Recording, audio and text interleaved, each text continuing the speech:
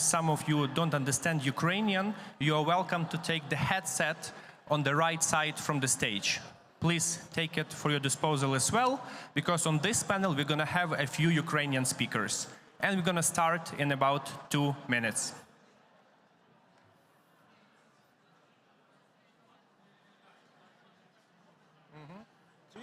Excuse me.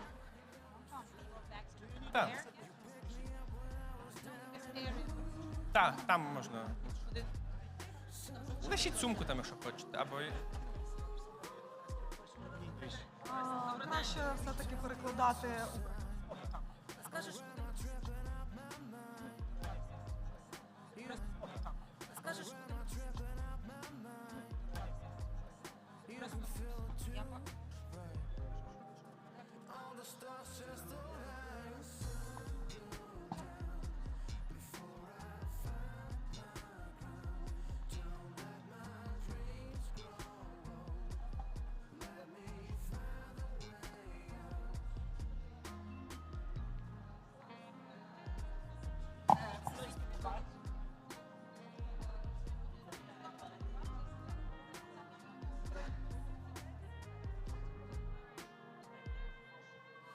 Changed my mind like the weather. Always look for something better. Never satisfied with what I have. Can't handle all that pressure. Yeah, I look so good and green. Always stuck in my routine. Yeah. Now please, don't ask me what you know is true. The only reason I came through. So we are starting our panel regarding the resilience of Ukrainian people. Please, who still didn't have a chance to join us, the best time to do it is right now. And I'm also inviting all our panelists. Please join me.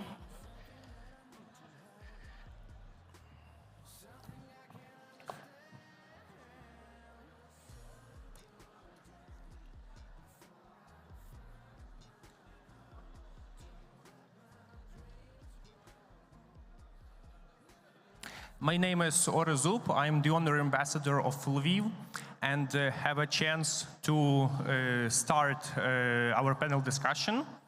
And also together with me, we have a few panelists.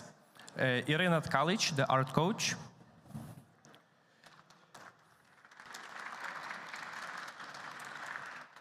Anastasia Shapochkina, the president and founder of Eastern Circle's geoeconomics think tank.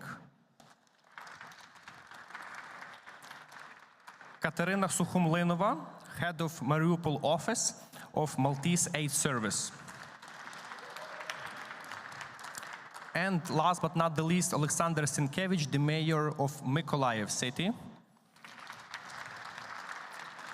So those were the personal offline panelists. We also have 2 online panelists with us.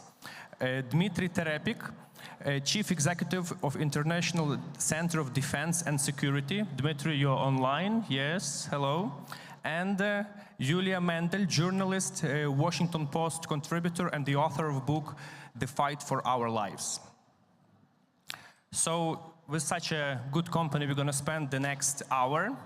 Thanks for coming. And the entire event, since this is the first panel, would like to remind you that the Worldforukraine Summit is dedicated to make a platform between NGOs, politicians, local municipalities and business around the question of supporting Ukraine and raising the awareness of all things that matter. Currently, we are experiencing one of the most important events in our modern history. And for unfortunate reasons, Ukrainians are the people who found themselves in the middle of this tragedy. So in order to understand better the entire situation, in order to feel the empathy of it, and in order to make our actions the most focused on the result, this first opening panel is dedicated to the resilience of Ukrainian people, to understand better what is happening there at the moment in our country, which feelings, which approaches do Ukrainians have, and I hope this will together unite us for a good cause. So I would like to start this event and asking the city mayor of Mykolaiv, who came here from very, very far, to actually maybe explain us the first events of current active phase of the war in his city and what is there happening right now. You, I believe, also have the presentation.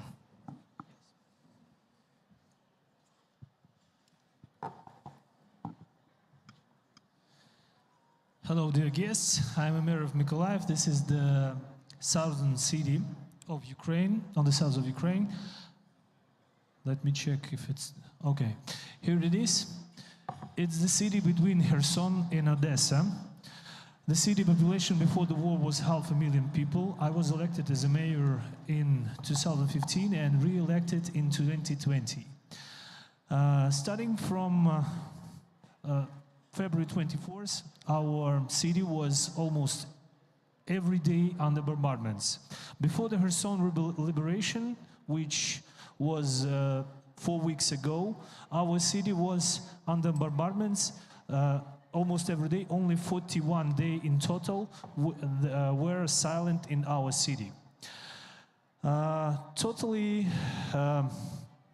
While this invasion, 156 civilians have been killed, 703 civilians have been heavily injured, and to be honest, we don't count people who were easily injured and who got help and moved home. We have ruins in all spheres of life. Big buildings, individual houses, educational, cultural, sports and healthcare institutions were bombarded.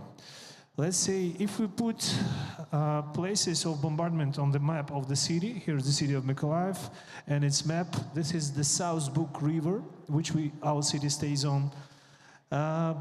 You can see that if you put a grid, almost in every cell of this grid, you can see the bombardments. Those bigger fires means bigger amount of bombardments.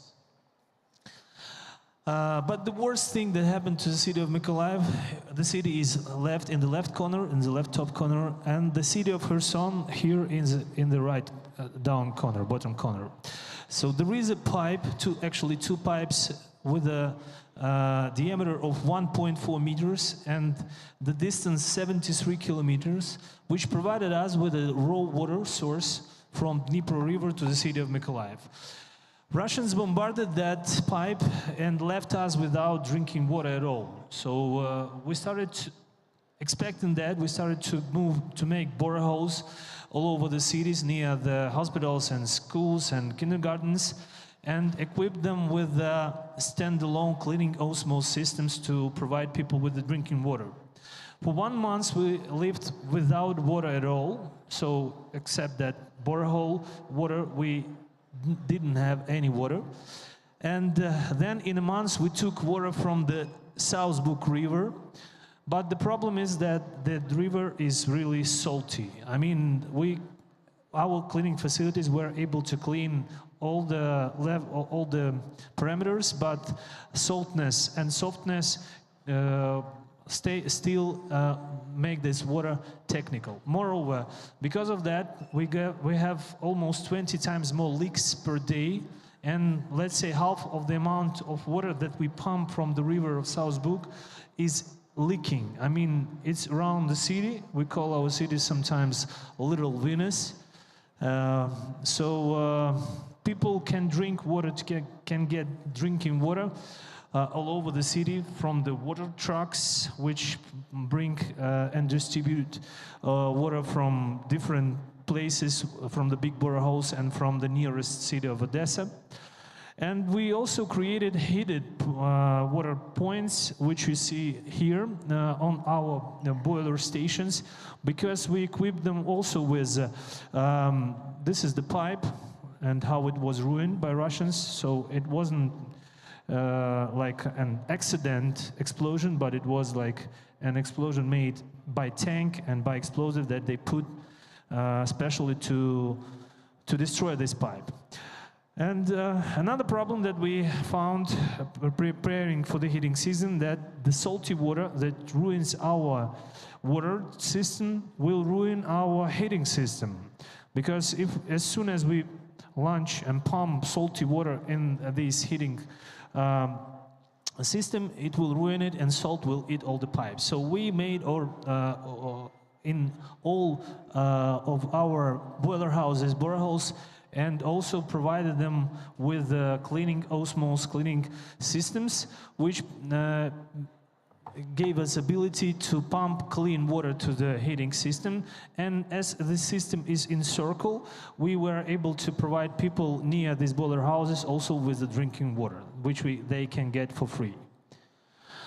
As you see, our boiler houses also were bombarded a lot of times, but as you know, the war started on February 24th, so we already had an experience to renovate our boiler stations, like, let's say, on fly. I mean, while they work, we repair pipes, then we stop them for a short time, and then repair boiler houses. Anyway, today I could say that in the city of Mykolaiv, all our heating systems are working properly. Another problem that we faced is the absence of windows. As you see, the amount of explosions and the amount of bombs that they launched on our city left us without windows. And let's say, recently we counted how many people left in the city, and we found that we have about 250,000 people. It's a half amount that we had before the war. It means that half of those apartments were without people and without windows. And we asked this Association of the Cities of Ukraine to send us teams that helped us to cover all those windows using plywood. I want to thank to Denmark government that helped us with a big amount of this plywood that we used to close the windows. And also we repaired those broken roofs and prepared places for the heating in our kindergartens and schools, which we equipped with standalone boilers and different heating equipment, and prepared places like heated places in case we won't have any electricity, gas, and everything else. So our key needs today are water cleaning systems. As all Ukrainians, we also need diesel generators because we equip our water pumping stations with diesel generator. In case we don't have electricity, we'll still have water. Repair materials, municipal vehicles, because a lot of them were damaged while bombardments, and a lot of them went on the front line, digging trenches and helping our army to build fortifications.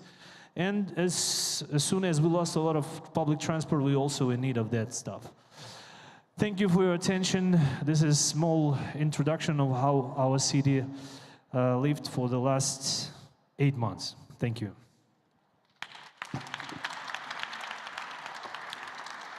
Thank you, Mr. Alexander. The work you're doing is incredible, and I'm really amazed with the resiliency of the people of Mykolaiv. Yes, but since Kherson is already liberated, as you must know, the situation is improving in your city, and the future hopefully looks much brighter. However, you know, there is another city which also starts with M, and which is also comparative size to Mykolaiv, which is Mariupol. Fortunately, Mykolaiv was always under Ukrainian control. It was not under occupation.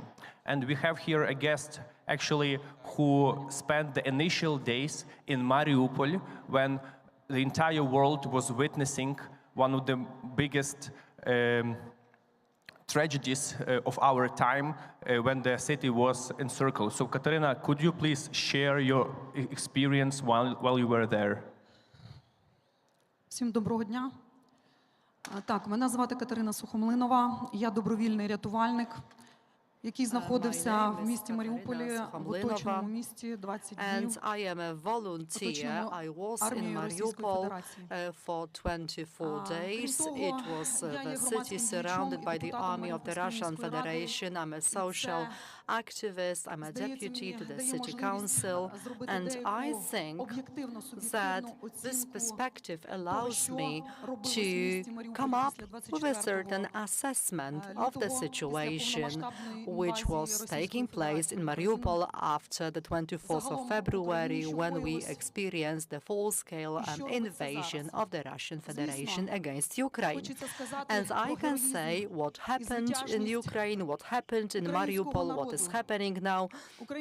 I can talk about victories by the Ukrainian military, by the Ukrainian nation. The Ukrainian military are protecting not only people from Ukraine, but democratic principles of the whole modern world. We have to be aware of that. We look nicely, we have nice clothes, it is a well-heated room. I am wearing very pretty clothes, but it may change overnight, as my life and the life in my city, my hometown, changed overnight. I'd like to have a glass of water and drink it just like that in my flat, but it wasn't possible because I didn't have any windows. It was freezing and water was actually frozen, so it is impossible for me to drink water from the glass just like that. The civilized world nowadays is thinking all the time whether we should decide to lower our temperature in our homes to 15 degrees if we don't stop Putin. Such things may happen everywhere. Bombs, which are very powerful, that we finance by buying resources, energy resources from the Russian Federation, may be dropped not only on Ukraine. You can see that the Russian Federation is fighting not only against our military, our soldiers in battlefields, but the Russians are losing in battlefields, so they are hitting and striking against the civilians of Ukraine, and they are destroying infrastructure of Ukraine. They are trying to bring about famine against Ukrainian people. The Ukrainian people do not have the right to move about freely, to travel freely in their cities and in their state, for that matter. Our people cannot have a sufficient number of food in the occupied areas. They can't use healthcare properly in the occupied areas, and winter is beginning, cold has begun, so hundreds of people in Mariupol itself are dying because they are exhausted, and tired. So you may imagine, well, according to my estimates, mid-March, when I left Mariupol, as for civilians, more than 20,000 people died. You heard about Bucha, you heard about Irpin, you heard about these cities, but it is happening in every building, actually in Mariupol. All this suffering, and the Russians are trying to destroy the city. So you have heard that they take down the buildings where people had been buried. They demolish these buildings. People had been buried in these buildings, and every cellar practically are dead people in every house. The experiences of the First and the Second World War is not sufficient to describe and to compare the experiences that we are having right now. We cannot even imagine the war. And you walk through the city and you see hundreds of dead bodies, and no one is able to bury them because there is still an ongoing bombardment, and Poland had already experienced that in its history. We had bombings like that. You can't compare it because the power of bombs and missiles striking at Ukrainian cities, and they are shot by the Russian Federation. It is such a great power, and it can fully destroy shelters. So you cannot hide against it anywhere. There is no water, there is no house, and you want to come with some water, and you are going to a well, and you are being shot at. You are trying to boil some water, to cook some food, not to allow your child to die of hunger, and you are being attacked all the time. You may be injured in your face, in your hands, in your body, you may be killed. So all these atrocities are taking place in the occupied areas. So let us add to that murders, killings, torture. Я як рятувальник, звісно, не повинна And просити у світу as зброю. a rescuer, I should not ask people of the world for weapons. Perhaps once again, I should ask everyone not to use any energy resources from the Russian Federation, but the Russian Сьогодні на передовій soldiers український shot рахує, at us, скільки патронів and боєкомплектів. Ukrainian soldiers need to have ammunition to defend themselves, to defend us.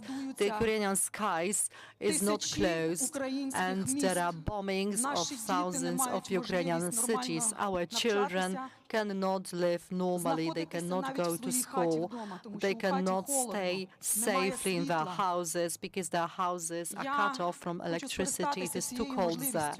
So let me take advantage of this opportunity and turn to the leaders of the countries of the world who are thinking whether they should stand hand in hand, arm in arm with Ukraine. I can convince you, Ukraine will win in this war with your help or without your help, but everyone sitting here who is listening to Ukrainians, to Ukrainian voices, every single time you have to ask this question again after the war, whether you have done everything in your power to diminish the suffering, to diminish the price of the war for every Ukrainian, the price that we are paying on everyday basis with our own lives.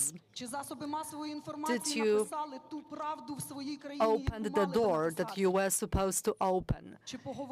Did the mass media write the truth? Did you talk to everyone that you were supposed to talk to, that you were supposed to ask for help for Ukraine? Please do that. Please do that. Only if we stand arm in arm together, we can stop the war, we can stop Putin. Putin will move on as far as we will allow him. He is not going to observe and respect any conventions, any contracts and agreements. Yes, Ukrainians are heroic, Ukrainians are brave, we are a nation. I am well dressed today, not because it is like a holiday or my Saint Patron's Day, but I want to show that Ukrainians are not Russians. We have our own identity, we have our own tradition, we have our own language, and will remain so. Our identity will remain. Even if I'm not here, Ukraine will survive. Help Ukrainians as much as you can. Close the airspace over Ukraine, take advantage of all possibilities of your influence to create green corridors for civilians in the occupied areas if they want to leave the occupied territories, because they have the right to do so. So take advantage of every opportunity to release prisoners of war, because the Russian Federation does not follow any conventions, any international conventions on how to wage a war. Our wounded soldiers rot alive. There is no health care provided to them. So they are being starved. And I can with full conviction, I can say that there are atrocities, or these are atrocities against mankind perpetrated by the Russian Federation in Ukraine today. It is my appeal to you, ask for help for Ukraine. On this event, there will be other meetings where we're going to speak about the documentation of war crimes and other relevant things to raise awareness and to develop the topic that Katerina just touched. So I'm really, really grateful for this. And I'm sure that other people also feel the empathy of it. And it will definitely affect the way how the world reacts. And actually, Anastasia, you came here to share about the resilience strategies on the global sense that come now towards Ukraine. Yeah, thank you. It's truly a shaking testimony. Thank you very much, Katerina. I am a Ukrainian American and left Ukraine long ago, but it's really, really what we need to hear. I think that often in civilized setting, we come to conferences, we have a tendency to talk about big, global things, and we forget about the very, very concrete situation on the ground, which is still there. And no matter how many pictures we see, how much people are talking about Ukraine fatigue. I think it's important to deal with the fatigue with human testimonies. And you living in Poland know how many Ukrainians with the real war traumas are among you. Now, I would like to take this to zoom out, as you said, and talk about the global consequences of the atrocities that Russia is committing in Ukraine through the prism of the topic that we are dealing with, and it's energy geopolitics, geoeconomics, and energy infrastructure. I'd like to remind that before the war, Ukraine was one of the biggest producers of electricity in Europe, with a capacity of 55 gigawatt. Right now, today, as we speak, 9 months since the beginning of the war, about 40% of energy infrastructure in Ukraine has been destroyed. That includes heat-producing stations, power stations, transformers, pumps for electricity. It includes high-voltage lines, distribution lines. It includes also all of the city infrastructure, sewerage, pipes, water pipes. But the example that, and of course, all of this that Mayor of Nikolaev just talked about, all of the strategies that people on the ground have shown of rebuilding it in real time is, for me, are the biggest examples of resilience. And I would just like to quote that at this point, about 50% of all businesses and households still have electricity today in Ukraine, as we know that often after bombarding an energy infrastructure object, immediately after the rescue crews, and the mayor of Mykolaiv can confirm this, after the rescue crews come into the spot to repair it, the second bombardment often happens, just precisely with the simple objective of killing those people who know how to repair this. Hence, one of the big problems today in energy infrastructure of Ukraine, in restoring and rebuilding it pretty much in real time, is also the lack of human expertise, because those people, a lot of them have left, a lot of them have been killed, and those who haven't been killed, they are being targeted as that infrastructure being destroyed. But my favorite example, of course, is nuclear energy. My background is in international relations, but I spent 10 years working for a nuclear industry.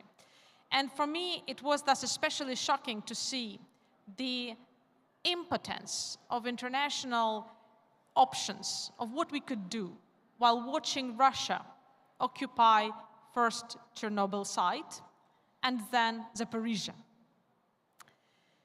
And this is, to me, also an illustration of the biggest illustration of Ukrainian resilience within the energy infrastructure example. By occupying Zaporizhzhia nuclear power plant, Russia, one of the founding members of the United Nations and the International Atomic Energy Agency, the watchdog of the nuclear industry, the safeguards watchdog. One of the founding members of the safeguards watchdog has violated all 7 founding pillars of the International Atomic Energy Agency, including such important basics as never conducting military operations on a nuclear site, never targeting nuclear sites with weapons, never harassing or ensuring normal working conditions for the people who work and who operate nuclear site. I'm sure a lot of you have watched the miniseries, HBO miniseries Chernobyl. Who has watched Chernobyl miniseries?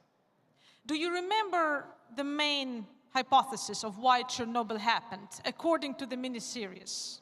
What was it? Why did Chernobyl happen? Do you remember this? It's because of the human, not error, but human folly. Chernobyl miniseries shows that the reason Chernobyl happened was the insistence of a manager, of one person, of conducting the test despite the absence of technical conditions for doing it. It was the human folly, not human error, which led to Chernobyl. Now, with Zaporizhzhia, we had a lot of talk about the nuclear disaster and a lot of fear of nuclear disaster in April, in May. And then a little bit in the summer, then vacation happened. We kind of forgot about it, went on vacation, August. And then in September, finally, we saw the IAEA, the International Atomic Energy Agency, got there physically, and they published a report. And I don't know if you read that report. It's rather short. It's 50 pages. It's absolutely mind-blowing. In the report, we learn, and they really chronologically restore the events day by day in the report of what was happening and what is still happening, precisely why Katerina's presentation is so relevant today as we speak at this power plant.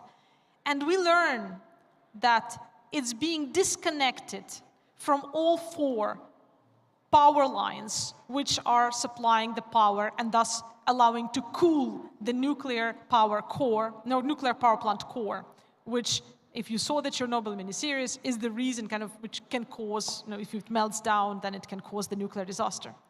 That these 4 electric lines are being disconnected in real time. The plant is being reconnected to the Russian power system, from which Ukraine has disconnected during the times of war, in another example of extraordinary resilience, in late February, switching to the European power system. So the nuclear power plant is being played with like a toy on a daily basis today as we speak, as the workers of Ukrenergo, of Energoatom, of other Ukrainian infrastructure companies are literally working every day in order to just keep it going. That there are periods, long periods, according to the report, relatively short in historic sense, but long for a nuclear power plant, when the power plant is only supplied by diesel generators.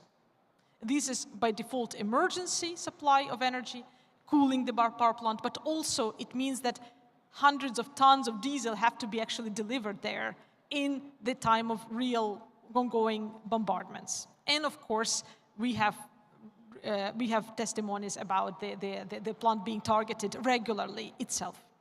Now, since that report, we've seen all of Ukraine's nuclear power plants being disconnected from the grid, going into the emergency modes, etc. For me, the big lesson is, yes, Ukrainian people, Ukrainian companies, Ukrainian government is able to resist this so far by reconnecting to the electric lines, these nuclear power plants, by ensuring that they are going to be functioning, by reconnecting them to Ukrainian system. But what I also see is the deficiency of the international system of governance, which is absolutely not resilient in this situation. What we see is Russia going from being the key actor in the international system of governance, one of the 5 permanent members of the United Nations Security Council, one of the key members of the governing board of the International Atomic Energy Agency, is still there.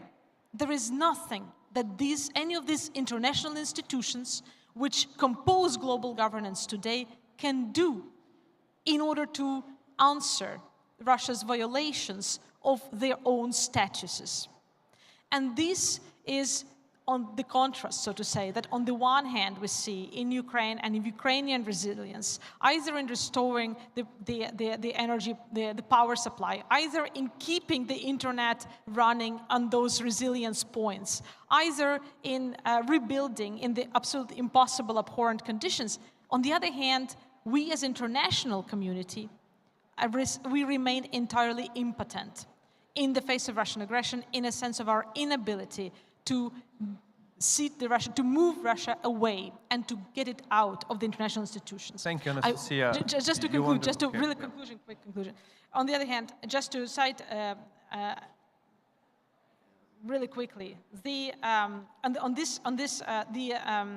what we can do, just to say what we can do, and what we see the international community is starting to do, with the leadership of the Ukrainian government and with the leadership of Ukrainian Ministry of Foreign Affairs, which has aimed so high at themes and at goals which seemed to be absolutely unrealistic 2 months ago and which today have become realistic and which bring hope that this is possible, the situation can be changed in global governance, is of course, moving toward announcing Russia, recognizing Russia as a terrorist state.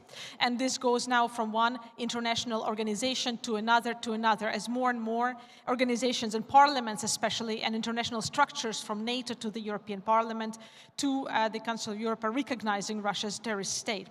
To also the efforts which have really groundbreaking efforts, which are gaining traction right now, of setting up a special tribunal for war crimes specifically designed for Russia, as opposed to incorporating it into existing tribunals. Finally, recognizing Holodomor as genocide, which of course brings us closer to then being able to recognize the current events as genocide in the future. And finally, the reconstruction of Ukraine. And here, I think the same thing, I join Katerina, I think everyone can do something. In France, there are actions on the government level. Of course, the government itself is sending big generators, etc. There are efforts on the European Parliament level in which France is participating. I'm from France, so I'm more familiar with this. But also, there are efforts on the very much civil society level and city level. Cities are uniting today. There is a coalition of cities which are coming together as 50 cities to react to the need of generators, because there's not enough time to produce new generators. We're rather talking about cities actually giving the generators they have or buying up generators, finding them somewhere. And it's the reactions of cities, of companies, and of individuals. And here, every one of us can do their share as well. And today here on this event, I met two young girls who were asking me, Orest, whom can we talk? Because we need a generator for our organization in Kyiv. So if you girls hear me somewhere now, please wave your hand. I think this is the chance for your organization to actually find the generator. You know, and I just came back from Lviv, and local power generators made on diesel or petrol is one of the most popular products now. You can walk along the main avenue and you can hear the sound while people producing their own power, absolutely like not being connected to the central system. And also, you know, like watching the pictures from Mykolaiv, listening to the story of Katerina, you might be wondering, like, how do these people handle this? What is they're made of that they still can resist at the same time? And that's why we have Irina here. You are the therapist. Can you like open up a little bit of the psychological part of Ukrainians who are not only able to handle, but also act actively in such circumstances? Вітаю всіх. Я сьогодні хочу сказати трошечки з психологічної точки зору. Багато не зможу сказати, це величезна травма, навіть складно уявити I'd like to tell you a bit more about the situation from a psychological point of view. Of course, I can't say too much because it is very difficult to imagine all the consequences, psychologically speaking, consequences on the war for children, for their mental well-being.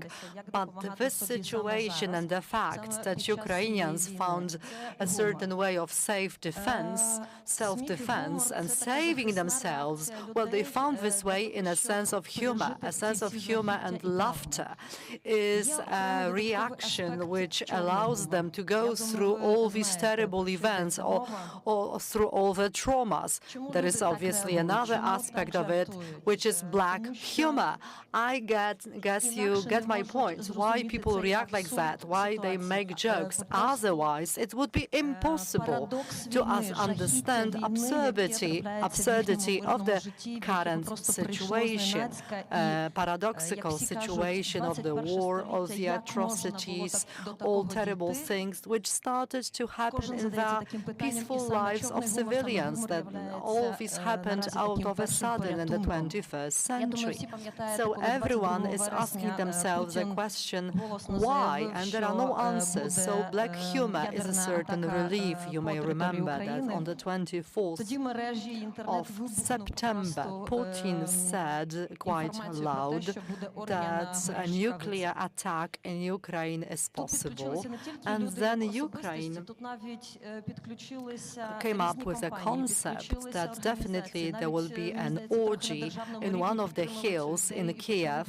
I guess some organizations organizations or some governmental structures started to repeat this message and discuss this issue, I guess the moments like that leads to the situation in which we are more united, a sense of humor. Humor in general is a certain differentiating feature. You can differentiate between who is with us and who is against us. If we are talking the same language, using the same kind of humor, we can trust this person.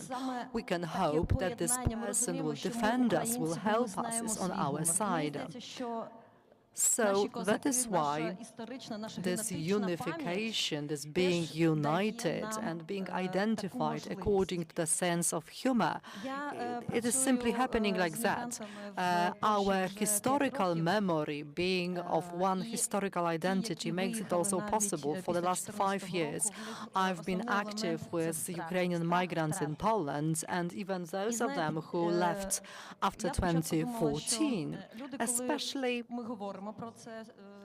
are afraid. It is fear of loss.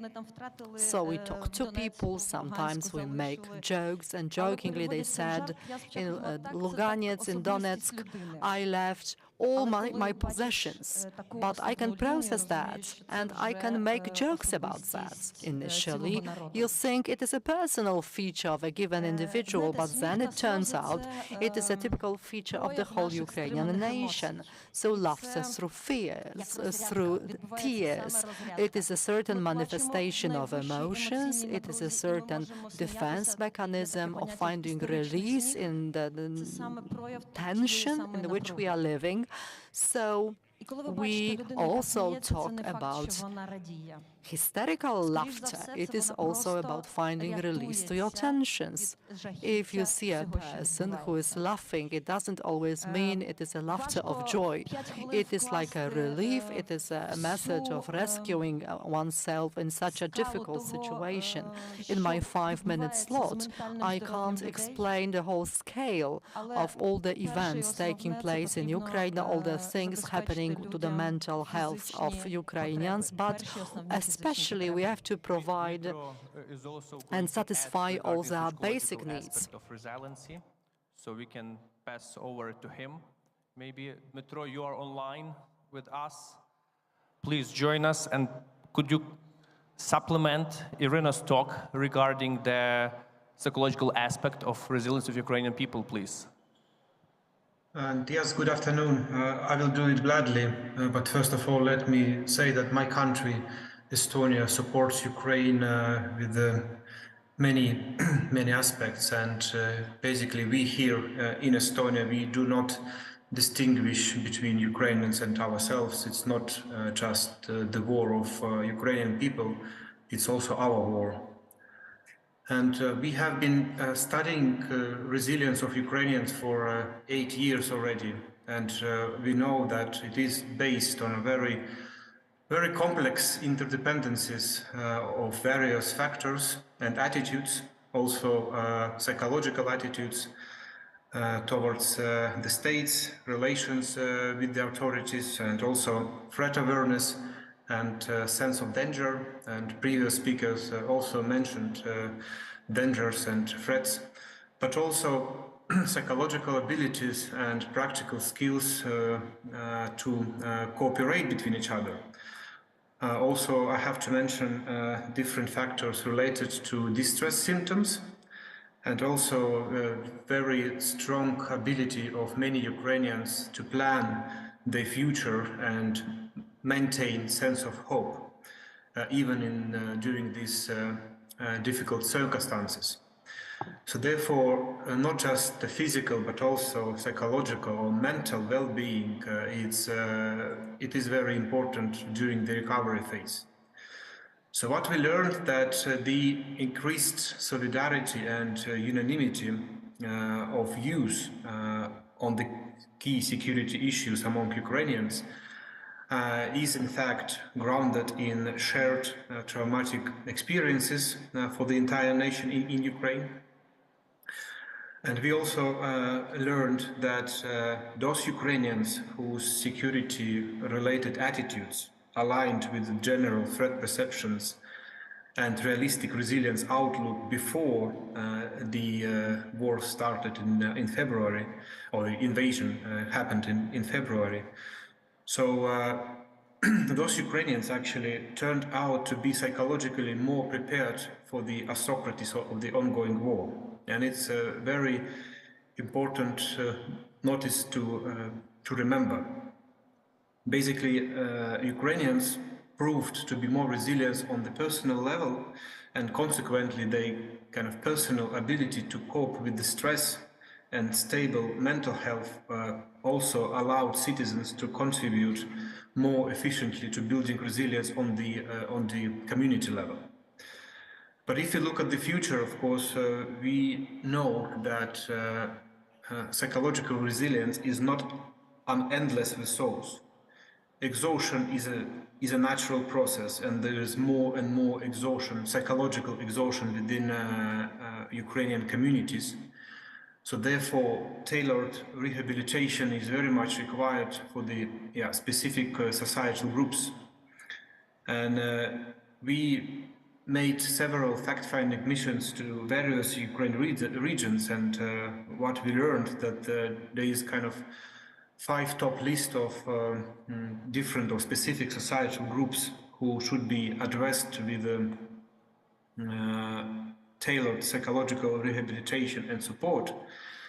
Of course, first of all, internally displaced people, citizens and refugees from the areas close to the war.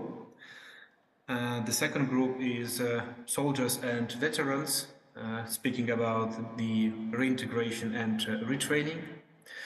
The third group, which is very often overlooked, actually, are first responders and emergency services who, as we know, work in Ukraine 24/7, and they also need psychological support for maintaining their mental well-being. The third group is motherless and fatherless families, and the last group which needs psychological support are teenagers 11-17, and it's actually very much future-oriented program should be developed, because disillusionment of the youth and brain drain of Ukrainian youth, what is happening as we speak, might have actually very long-term consequences for the Ukrainian societies. So what we also learned that Ukrainian women actually have higher level of distress because of the war and require more psychological assistance than men at average. And also frequency of watching news. And I know that there is a special kind of telemarathon, and psychologically, of course, people seek for information and they watch a lot of news constantly.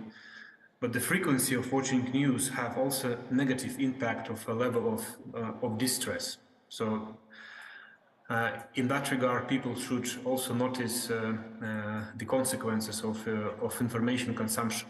Thank you, Dmitry. Thank you for joining us. And we have to wrap up because it's a long program and there are many things also important to speak about. And actually, Julia Mendel, who is online now, has the honor to be the closing panelist of our part. Julia, I know you wanted to send the message why the victory of Ukraine is important not only for Ukrainians, but also for Poland, obviously, and for the entire free world.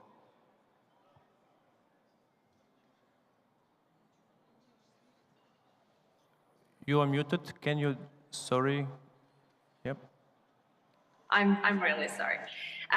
Yes, thank you for having me here, and let me thank to everyone who was speaking today, because every speaker had such an important message, and it was really very engaging for me to listen to all the experiences and to see the different angles of this war and the consequences that we are passing. Let me say that Ukraine considers that we've been in war with Russia in that or other way for the last 400 years.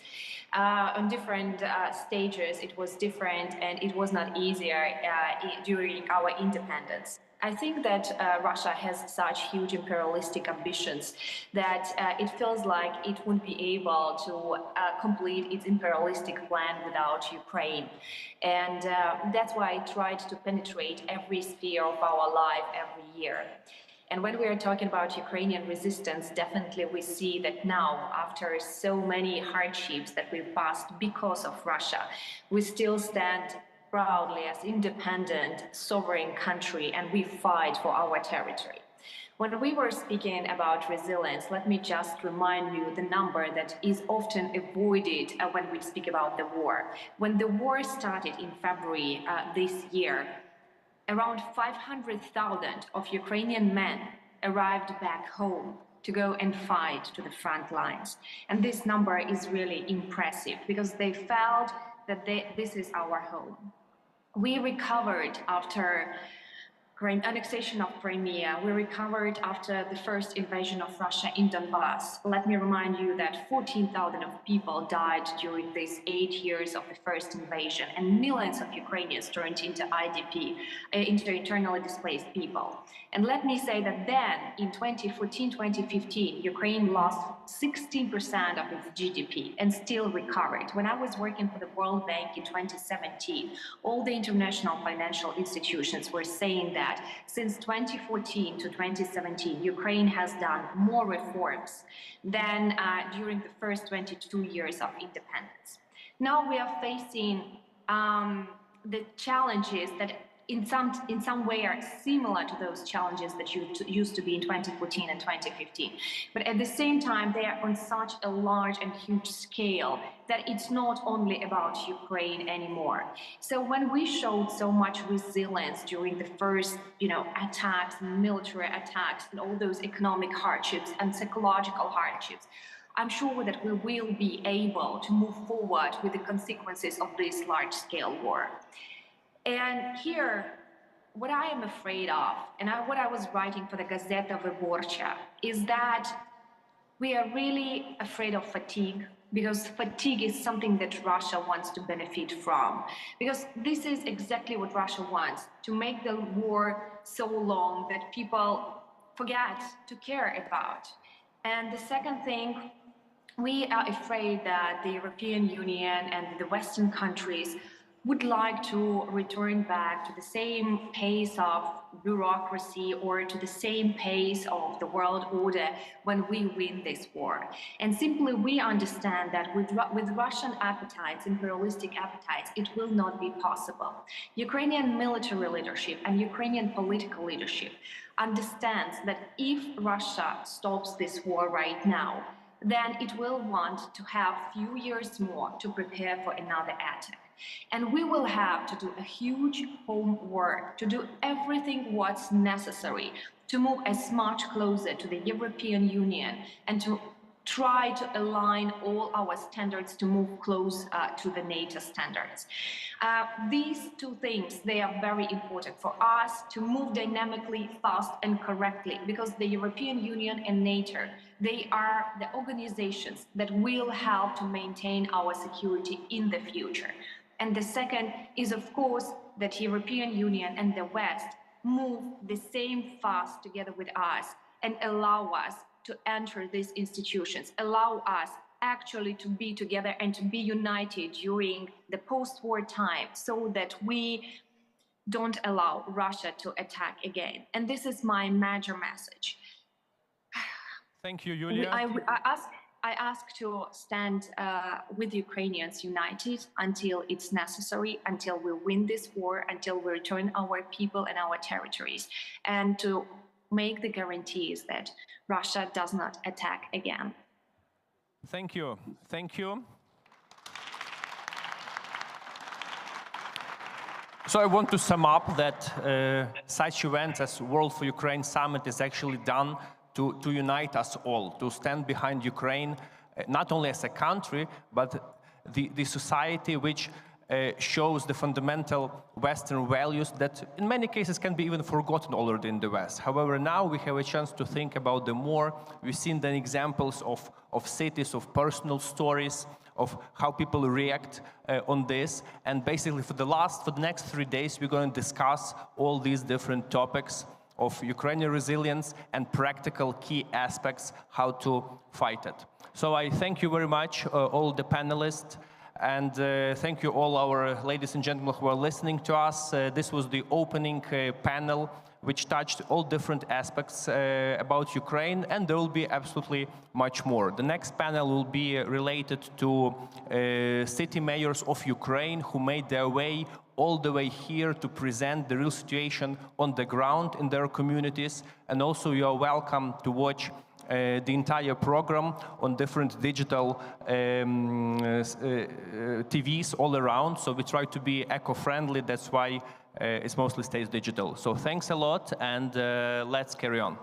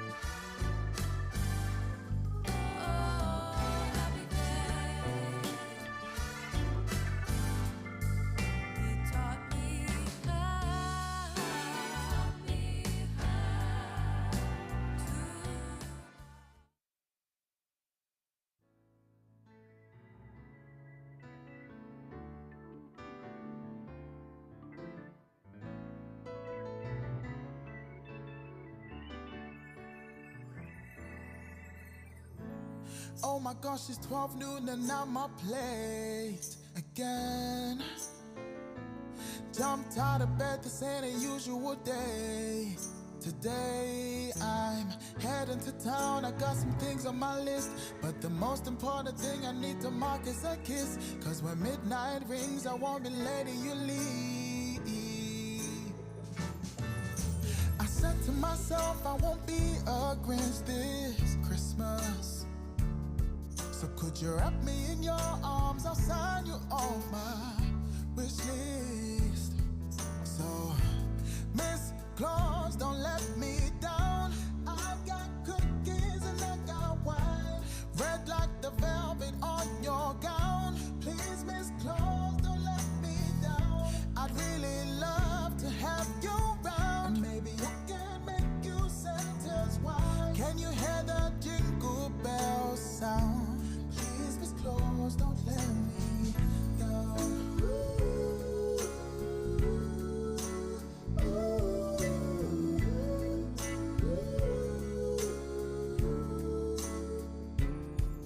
Got the table set so you don't have to do a thing. I put the tinsel and the stockings up ready for the morning. Took the tree out the closet, couldn't find the star, but since you're here, I wouldn't mind your heart. I'm feeling festive, cheers, let's bless this occasion. So, Miss Claus, don't let me down. I got cookies and I got wine, red like the velvet on your gown. Please, Miss Claus, don't let me down. I really love to have you around. Maybe I can make you Santa's wife. Hear the jingle bell sound. Please, Miss Claus, don't let me down.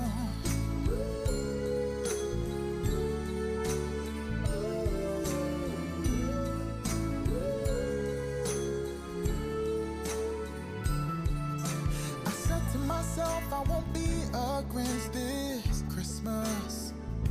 So could you wrap me in your arms? I'll sign you off my wish list. So, Mr. Claus, don't let me down. I got cookies and I got wine, red like the velvet on your gown. Please, Miss Claus, don't let me down. I really love to have you around. Maybe I can make you Santa's wife. Can you hear the jingle bell sound? Please, Miss Claus, don't let me down. Miss Claus, don't let me down. Ooh, Miss Claus, don't let me down. Please, Miss Claus, don't let me down. Miss Claus, don't let me down. Miss Claus, don't let me down. Please, Miss Claus, don't let me down.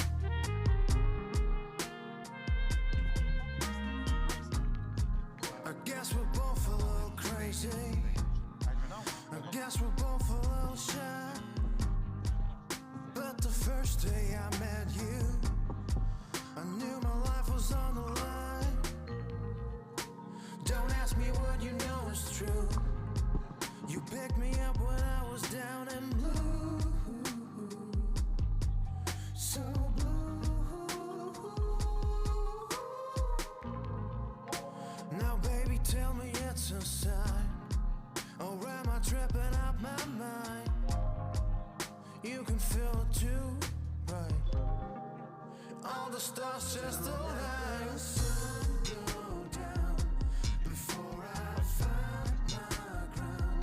Don't let my dreams grow old. Let me find a way out.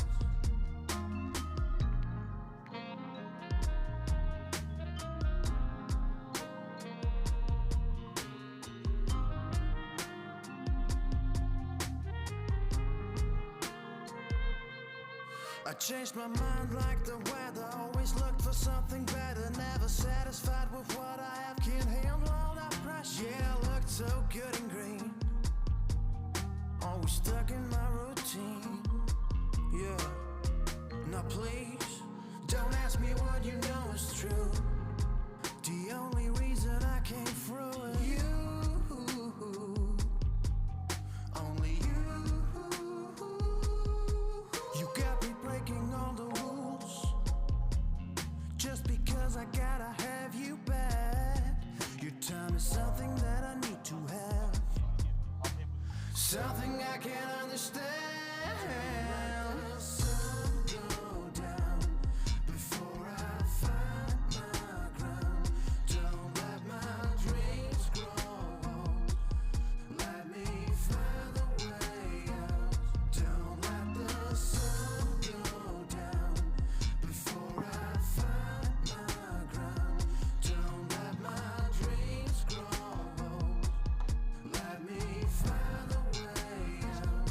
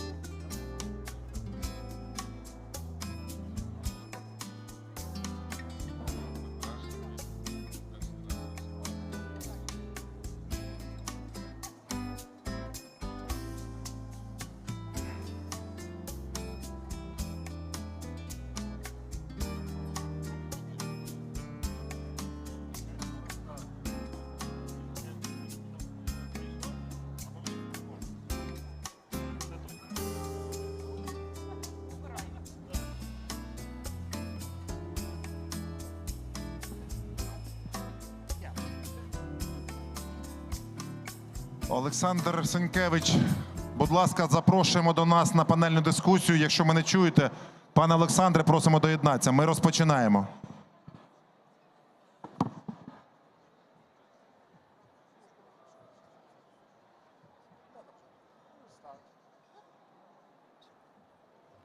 And once he joins us, we can start the panel.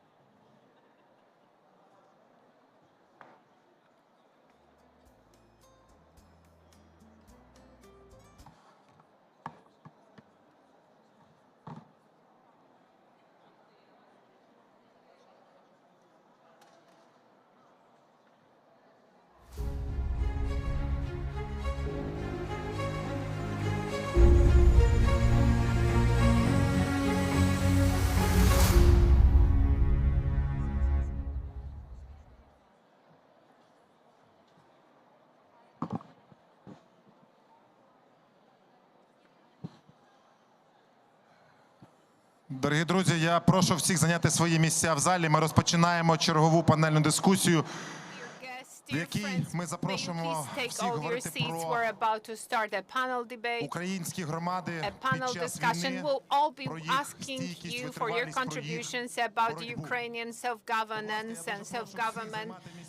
In the time of war, about their challenges, about their struggle.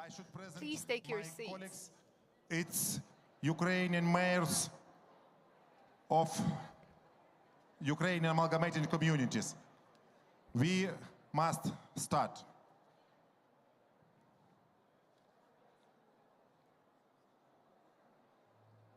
My friends, I present first Mayor of Shulginka communities, Lugansk region, Natalia Petrenko.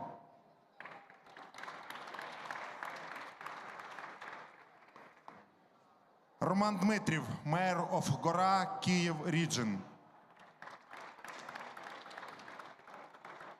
Григорій Рудюк, Mayor of Nova Borova, Житомир region. Володимир Мицюк, Mayor of Білозір'я, Черкаси region. And Олександр Сінкевич, Mayor of Миколаїв.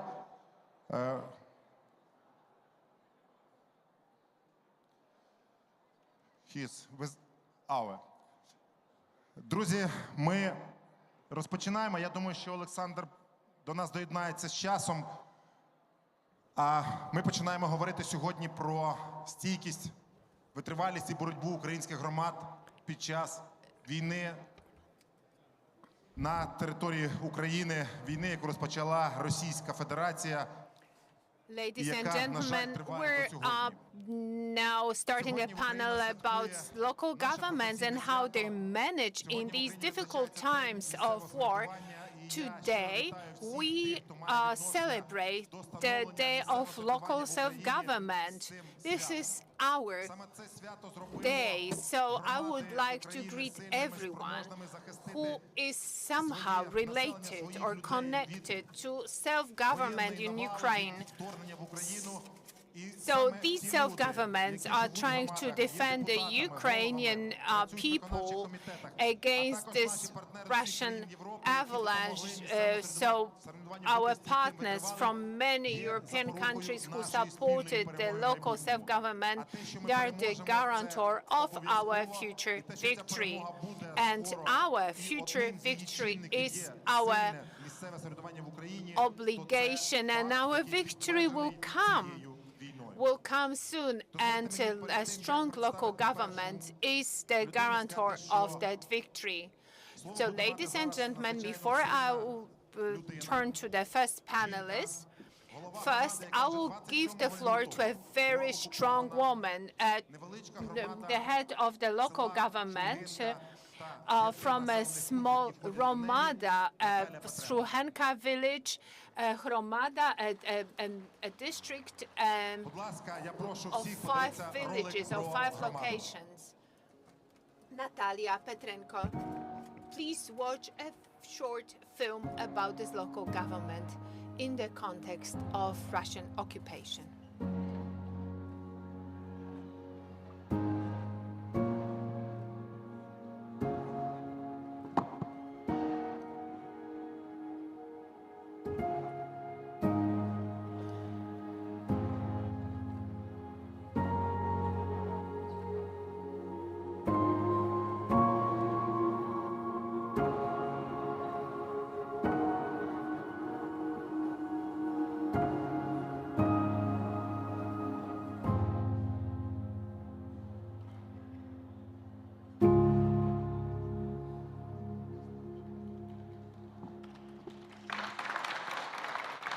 З окупації Наталя вийшла 7 квітня, тоді, коли вже безпосередньо її життю загрожувала небезпека.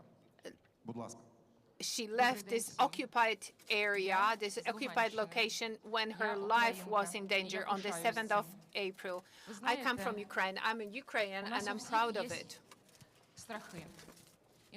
We all have our fears, and my biggest fear that I would like to tell you about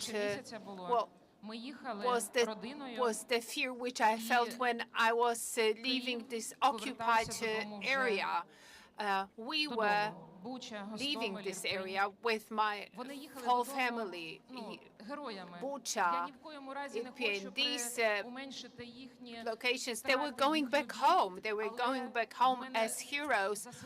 I don't want to diminish their pain, their losses, but I had this pain, I felt this pain that these people, they were going home and were still in that territory that no one needed, that's been at war for such a long time.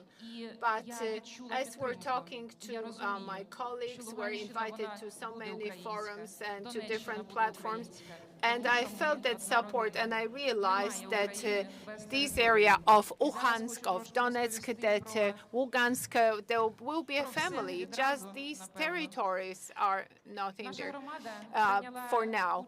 So our local community took part in this giant project, which is called a New Ukrainian Village, or Ukrainian rural areas. So we had that huge coverage, local coverage, and through collaboration with business, we could create excellent conditions for rural areas. So the strength in Ukraine comes from the rural areas, and we were working there for so many years. We had such a great opportunity to get excellent levels of services, high-quality services to our people. And it's been a year now since the time when we set up a youth center. We managed to involve young people, the youth. They were so interested in remaining in rural areas. We were teaching them how to operate a 3D printer. We had local like interest groups or cultural centers, and it turned out that people from urban areas, from cities and towns would come with their children, so they could take part in the courses, in the activities that we organized. We had men and women coming in their best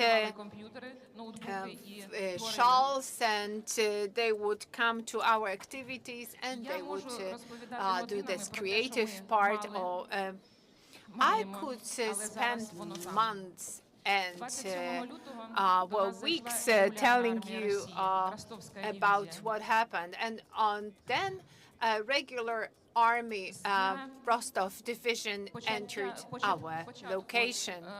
And from day one, from the onset, from this fully fledged invasion, we were set to organize ourselves. We were set to be prepared. We were issuing reports to calm down people every day. I was updating people where tanks were coming. I was asking people to stay home, not to risk anything. I was asking them to be home. It was Sunday, and at 8:30, a tank division of 150 tanks entered our Hromada, our village. They were stationed at the square, that the main street, and in the main street, and they were pointing at our houses. There was no armed resistance. There was just transiting our village, but they started shooting. They were trying to destroy the technical infrastructure, road barriers, and our infrastructural systems, and it was so painful. We were so we're crying over every single road sign which they destroyed. Were the videos, the films of the occupiers at our administrative service center. We had 20 cameras of the monitoring from each and every part of the building. We could see what was happening, and when they started the destruction, so it was so painful. My heart ached. We had 3 beautiful, three beautiful felt masks, and the rest ran them over with tanks. I couldn't stop myself. I was trying to stop these tanks. I was trying to stop them all. Or perhaps, from today's perspective, I can say that I got too emotional at that point, but I didn't feel any fear. I was asking them about their villages, whether they have such villages, whether they had such villages in Russia. I was telling them that we have electricity, that we had everything in our villages, and then all of a sudden we had all these people who were trying to kill us. They didn't see any resistance, so they were destroying everything. They wanted to turn everything into ruin. So we were under this quiet occupation because the front line was going closer to Donetsk. We couldn't leave our territories. We could only go into Russia. So we were locally stationed, and we would be calling our colleagues and friends, and were asking about one another's needs, and we were setting up these humanitarian service points. We were collecting food and basic utilities. We didn't count on any help, and people brought everything that they could.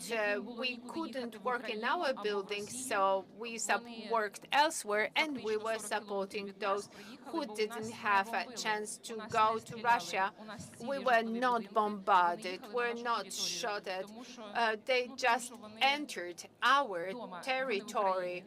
They just entered Ukraine, but people were trying to leave if they wanted to leave, but didn't want to go to Russia. They wanted to travel in Ukraine, but they didn't understand what was going on. We were persecuted ourselves, our leaders.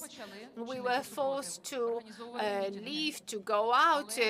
They were trying to enforce this message that the Russians arrived and they were there to stay. We were under constant supervision. We had searches in our homes. I was taken for a hearing, and then we left. The whole team of this new local government, we all left. So we have this educational team, we have the financial authorities. We keep on working for the sake of our community, and everywhere we have these humanitarian service points that support all our people. These are services of different nature, including charity. I understand that there are some time constraints here. I could spend hours telling you what is happening there, but I can promise you that we'll be back again. So please come to the oldest Ukrainian village in Ulanszczyzna. I love my area. Такі Thank you вони, so much. українські жінки українського місцевого самоврядування, і танки руками зупиняють, а це ви бачили на свої відео. І до сьогодні All right, so these are the women who work in Ukrainian self-government. They can stop tanks with their bare hands. So this municipality is functioning in a slightly different form, the Shulginka municipality, but only one person from the whole system of local governments decided to collaborate with Russians, and all the others are still working for their municipalities, for their people. And Alexander is a mayor of a big city, so many thanks. He is the mayor of Mykolaiv, and I talk. And we talk to different people on a daily basis. We talk with Anna Mykolaieva from the city council, and she is telling us that she cooperates with other people in their municipality, in their city, and all of them cooperate and do as much as they can. For all of us, I mean Ukrainians, and never was expected for Russia to invade Ukraine in 21st century. There is nothing good in war, only death and problems and a lot of problems that we will see in future. But anyway, it happened. On the first day of invasion, I gathered all my team and we decided what will we do in the next time. First of all, we started to build fortifications around the city. We have an experience starting from 2014, so we use our machinery, heavy cranes and excavators, building trenches in connection with our territorial defense troops and army. Second, I gathered all of my staff in the city council's hall and said that we need to leave this building because it's an aim, and as soon as they attack this building, a lot of casualties could be in this place. You know that if you know that in March 29th, Russians attacked by cruise missile our regional administration building. That day, 44 persons died because of that rocket hit, and the buildings became as a symbol of Russian terrorism. So we decided to leave the building of city council, and it still stays there without any people. And we decided to move to walkie-talkie Zello in our phone. We decided that we will have a connection through the phones. As soon as we have mobile connection, everyone will be in this program. And we started to work as a city in iPhone, let's say city in phone. We coordinated with everyone, and Army also was connected to that walkie-talkie chat, Zello, and we also connected with them and were able to react fast and move our forces, let's say communal forces, because I mean forces of our municipal enterprises, building these fortifications, doing different stuff, even getting tanks and cannons out of the front line, using our tractors and our communal excavators. Again, with cooperation with Army, we started to build more complex and more difficult fortification buildings, and started to expect Russians from Kherson area. We knew that they started to invasion of South Ukraine from Kherson, so we knew where they will appear and started to communicate with our colleagues from the local government, and they started to tell us where they see Russian army. The amount of vehicles, the types of vehicles, and our artillery was able to attack them on their way to the city of Mykolaiv. I could say that they even tried to enter the city, and our troops attacked them. So Russians fell back, and they again, in the nighttime, we got a lot of information what types of woods they are hiding, and we attacked them again. And I could say that after the night attack of February 28th, they fell back, and we pushed them back to Kherson. They almost surrounded the city. They cut all the exits to Kherson, to Kirovograd, to Dnipro, even to Kiev, and they tried to build a pontoon bridge through the last Salzburg River to take the city in circle. But thanking to people, to our different self-government colleagues who reported us where they are, we attacked them, and our troops destroyed totally them, and we started to attack them, pushing them back to Kherson. Starting from February 24th, in the city of Mykolaiv, we have cooperations with different cities of Ukraine, and for sure, everyone started to help us. I mean, mayors of other cities called me and asked me, what do you need, what you in need, and they provided us with a lot of stuff.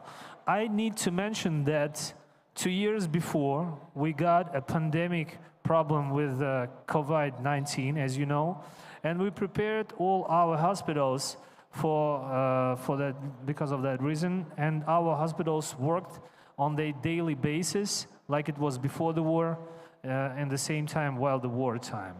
I mean, even after bombardments, our medicine personnel closed the window using plywood, and again they started to do operations. They helped our military people and sent them to Odessa.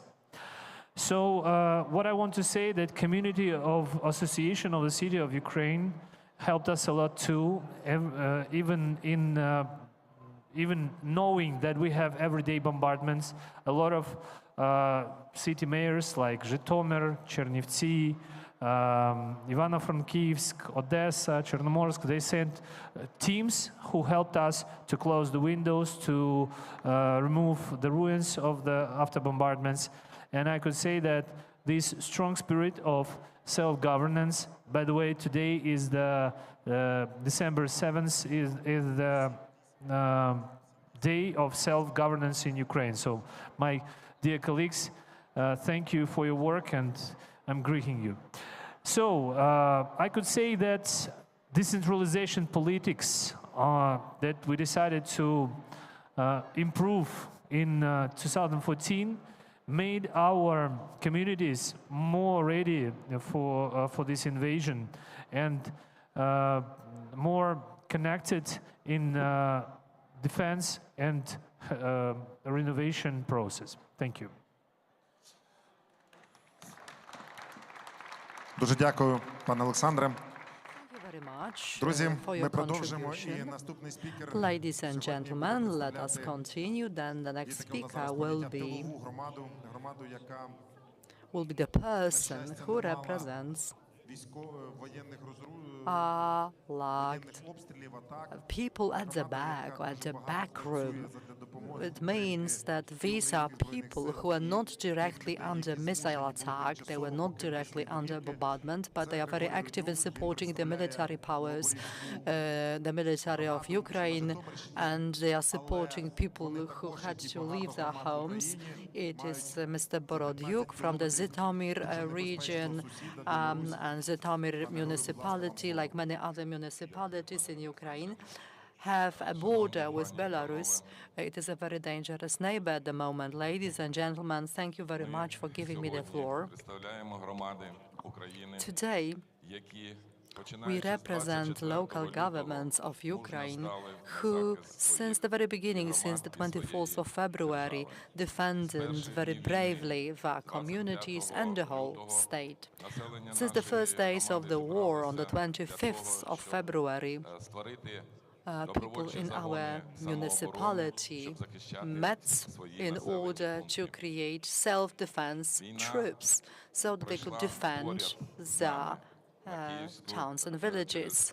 So the war bypassed us, actually, and they moved towards the Kiev region and towards the Chernihiv, several kilometers away from us. There were cases of severe fights. People, in an organized manner, with great bravery, faced this challenge. And after several days, in every local government, to the north of the Zhytomyr district, near the border with our neighbor, which is Belarus, everywhere there were patrol units and patrol points, and everyone participated very actively. And it was the local government who accepted this duty and took this duty upon their shoulders without waiting for any decisions from the top. So we did whatever we could to provide defense to our cities and villages and towns, so that we could jointly defend our Ukraine. It is hard to believe that we have managed to survive these days. And we are surviving and actually experiencing another wave of attacks. But the enemy cannot defeat our army in the front. So our Ukrainian military are able to gain back and to take back many territories which had been occupied by Russians. So the Russians are attacking our infrastructure very heavily. And it is yet another challenge, maybe damaged infrastructure, because more than half of electrical power lines were destroyed, so distribution, infrastructure, transformer stations, so many of them were destroyed. So electrical power cutoffs, both the planned ones, which are organized because we have a shortage of energy, and unplanned ones are another challenge for our local governments, because it is winter time, people need their heating, people need to heat up their buildings. So on the order of the president, we organized what we call like resistance points, resistance and resilience points, in which we can feed people, we can heat people, we can allow people to charge their mobile phones, they may receive some food, and simply to remain in these rooms to heat up their bodies. And the Association of Ukrainian Municipalities came up with an initiative, a municipality to a municipality. So there are also municipalities who actually are located at the back of the front line, further away from the front line, so they may support the more affected municipalities. It was like a grassroots initiative. It was not connected with any order from the top. They passed on food, they passed on clothes, medical supplies. And another very interesting initiative, which was also suggested and was organized with participation of the Association of Ukrainian Municipalities, were Gardens of Victory. The municipalities who were not directly on the front line, which were not under the missile attack directly, could use like available plots of land, sowed or planted vegetables there, and it was food which was then passed on to the military forces and also to the municipalities which were under occupation. Such activities are the proof of a courageous spirit of the Ukrainian nation, which was not subdued, which was not broken. We are defending our land, we are defending our lives, we are defending our people. So let me take advantage of this opportunity and say thank you to our friends in the EU member states, and especially in Poland, because Poland, on a huge scale, responded to our needs and provides us with a lot of support and help, both on the political front and humanitarian front as well. Thank you very much indeed. Thank you, everyone.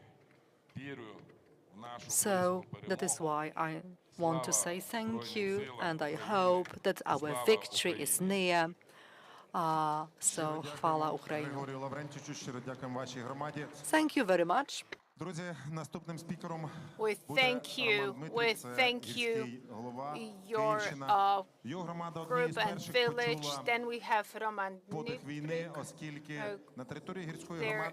His group, his Horomada, first was one of the first that felt that breath of war because of the fact that Borispol, the airport, one of the first culprits of the invasion, is within the territory of this Horomada.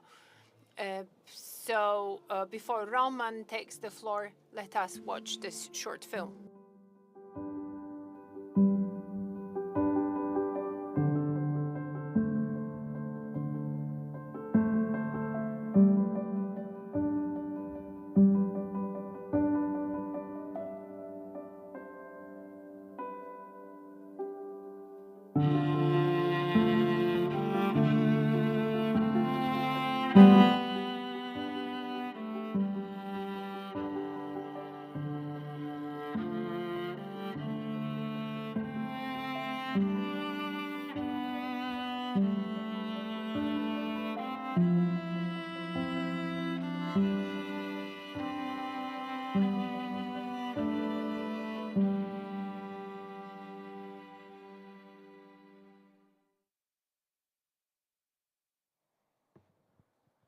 Всім доброго дня. Ви знаєте, кожен голова готується, записує план для того, щоб коротко і змістовно передати всі емоції. І це дуже важко, тому що дійсно це проміжок часу для кожного з нас важливий. Але я відложив план і спробую емоційно передати, тому що ми люди, і Well, I thought about sharing with you my emotions. I had this plan. Свою промову з But we're all humans, and emotions are among the key components of. So first, I wanted to thank the Polish nations.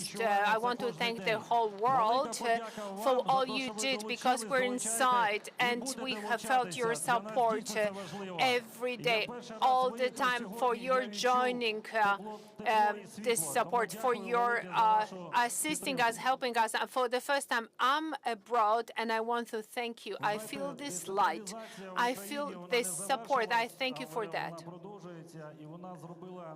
So things are still in progress in Ukraine.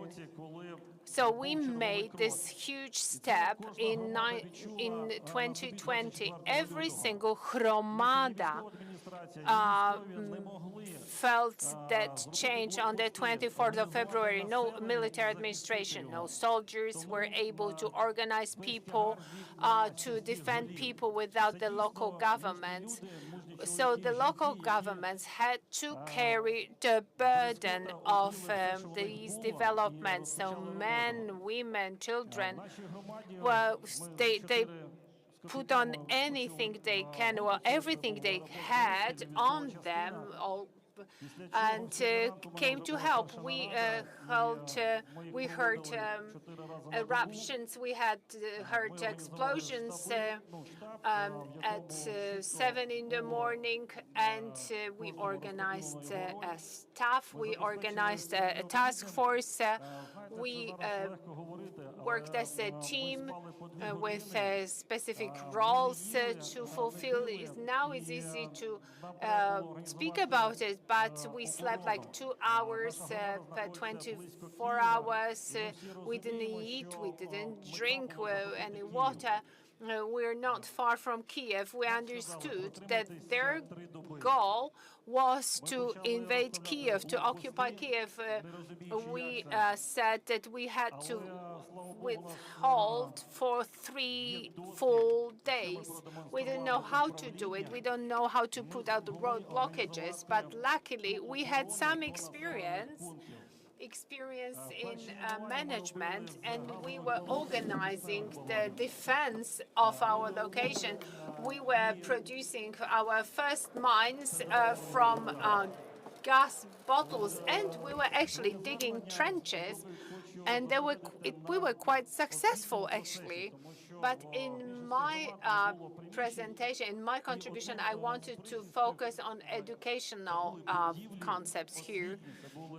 We didn't have any units, we didn't have any places, any sites, any facilities, so we had to move into these educational facilities where we're setting up warehouses, we had to store drugs, medications, we had technical infrastructure, critical infrastructure next to our location. So we had a lot of military personnel with more than 1,000 people.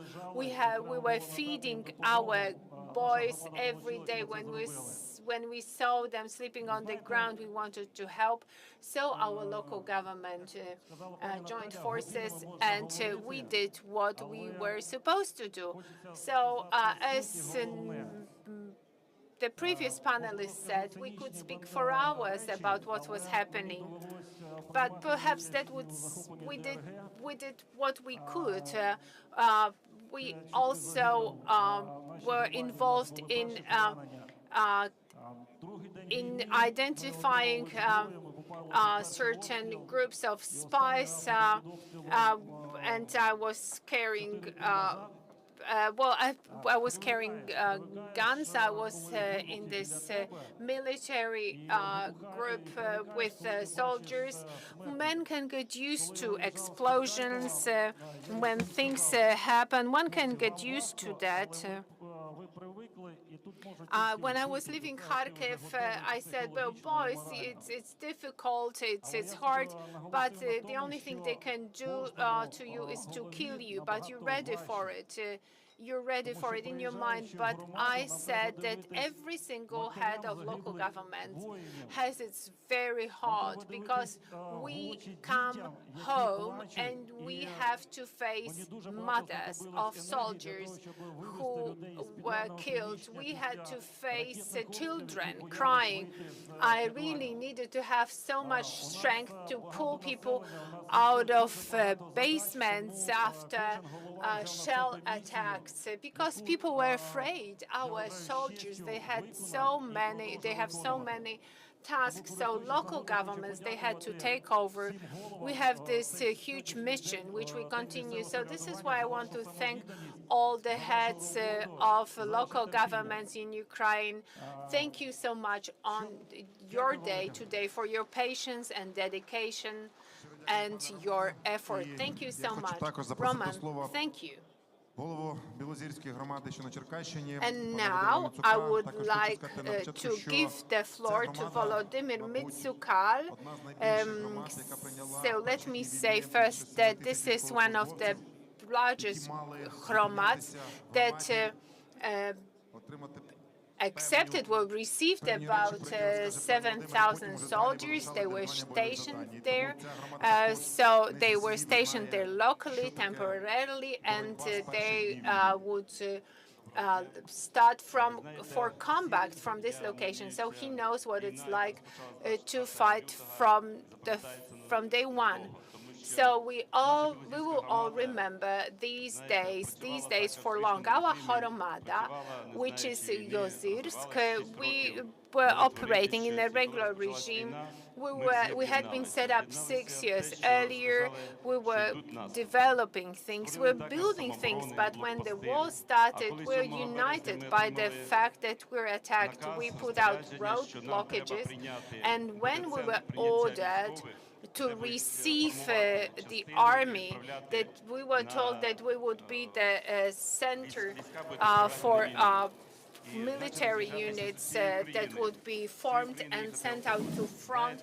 We started to receive recruits from all over Ukraine. And then we had all these anxieties, like standard human anxiety, 20 buses per day coming with recruits, with 500 to 1,000 people per day. So the first thing we faced was that we had to accommodate these people somehow.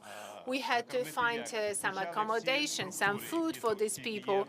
We had to do it somehow. So all structures that exist in our local government, they got engaged. We were gathering food, and so every day we would collect 4 or 5 tons of food produce, jars with pickles, with vegetable, etc. We worked day and night to feed these soldiers so they could have breakfast, lunch, and dinner stationed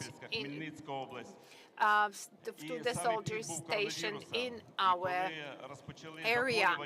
And that was at the peak of the pandemic. And when the people started to fall ill after 7-8 days, we fell short of medication, and we called on other local governments for help. And here my words of gratitude goes to Voronezhka Horomada, that after 2 days they sent us a bus with all the necessary drugs, and we could send them out to the front. Well, the pandemic was spreading, but thanks God we survived, and we did not give up. Because of this decentralization, we're more united, we're closer to one another. No one was asking questions like, are you going to help? Will you help? But it was quite scary. Well, we had all this soldiers coming, and 3 days later, shops were empty. People bought everything. Well, soldiers were coming, and they bought all the products. And we had to tell people that they had to remain calm, that the most important thing was to send these soldiers to the front, and then we had to rely on one another. And then the key moment, March 23rd, when we heard this announcement that first units would be going to the front.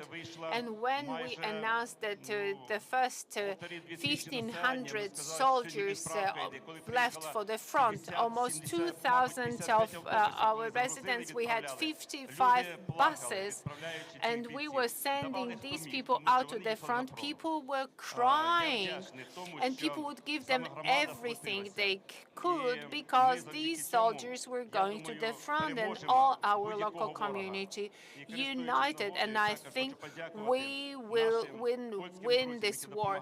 We will overcome, and I would like to thank all our friends here who support us, who help us sending out power generators.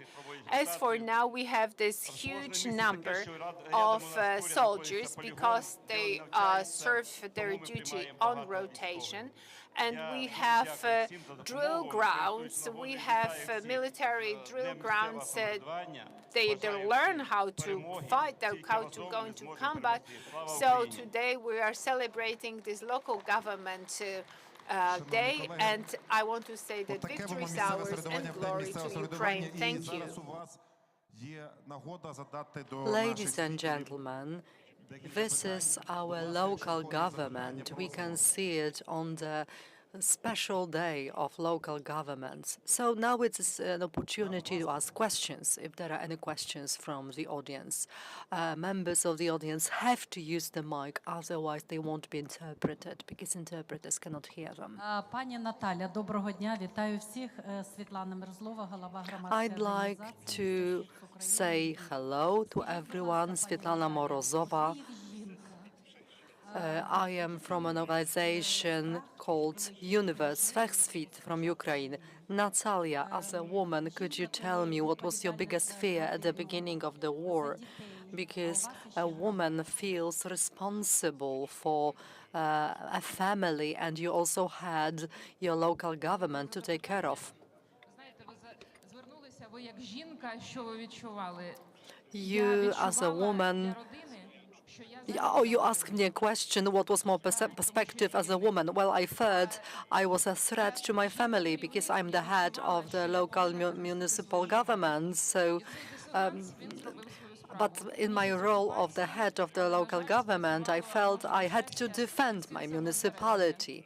So it played its role, this instinct of self-preservation played its role. I decided to leave at a certain point. My family is actually safe because my husband is in the front, and I with my sons, we are active all the time. We are very active.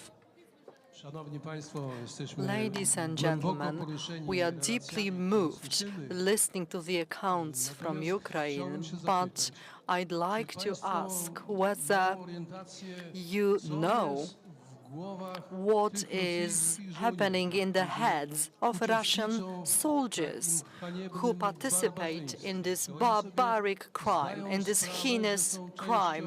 Do they realize that they are part of the international atrocity, international crime? Ladies and gentlemen, we didn't hear interpretation. Let me interpret it, say it once again.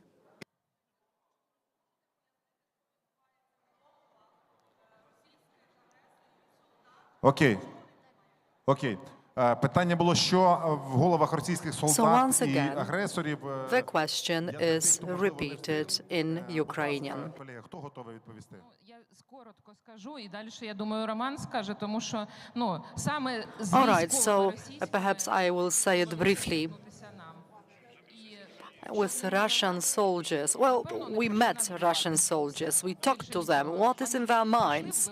They are convinced that they didn't come to kill us. They came to kill Ukraine and to kill Ukraine and everything connected with Ukraine's development.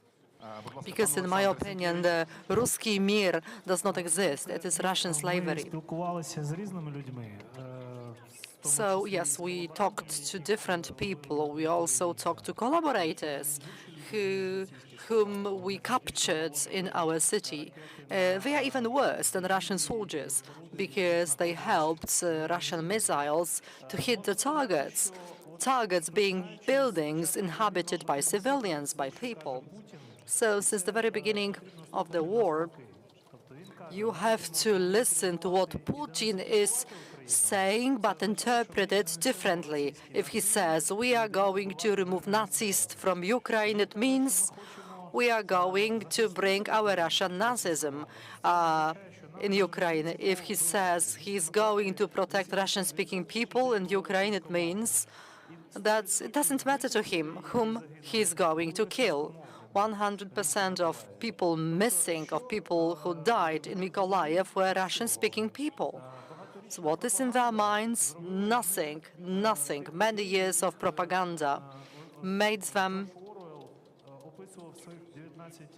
individuals who are described by Orwell in his book 1984 as people who are believers in the statement that peace is a lie and the truth is not significant.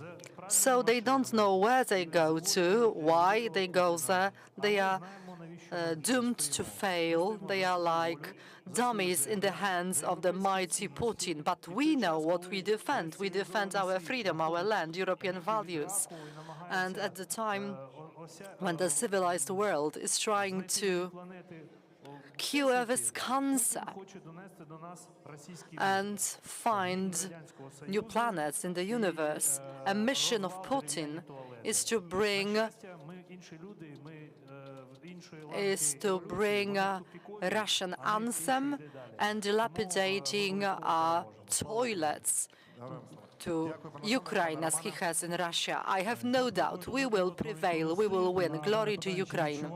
Roman wanted to respond very briefly as to what these people have in mind. I have one association. If you have a child of 3, can the child drive a car? No, they can't. If you look at rural life in Russia, they don't have infrastructure, they don't have anything.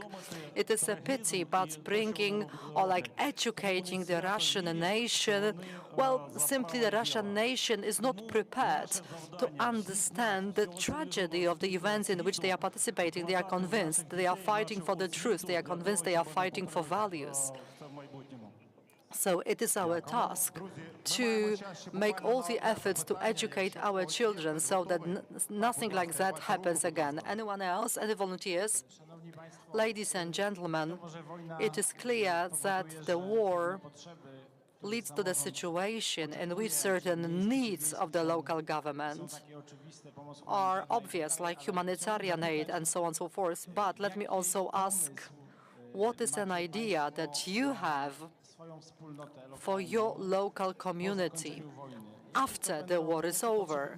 What needs will have to be met first? Education, infrastructure, or any other activities building the social tissue, community life? I know it may differ between municipalities, rural communes, big cities, but what are your ideas for development after the war?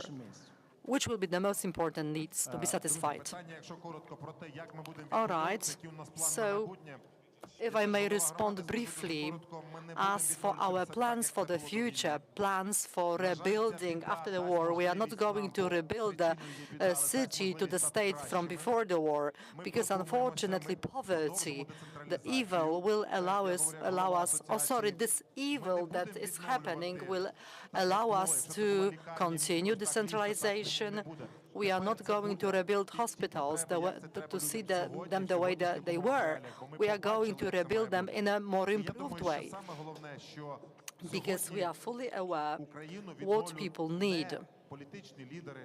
And we are fully aware that today Ukraine will be renovated not by political leaders, not by the state, but by people. That's our difference between us and Russians. And also a brief response.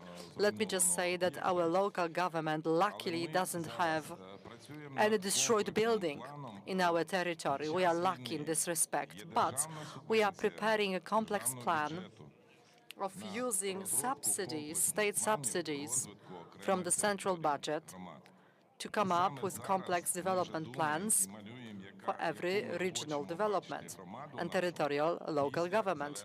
We are thinking about that now. We are drawing this picture of our community for the future. The war has become a great test for us, but at the same time it opened up new perspectives for us and made it possible to see our future in a different light. Before the 24th of February, we had never thought that we will live to see such horrible times. Still, we are looking ahead in the future with hope, and our local government community is coming up with a complex development plan for the future. Okay, also very briefly to the point.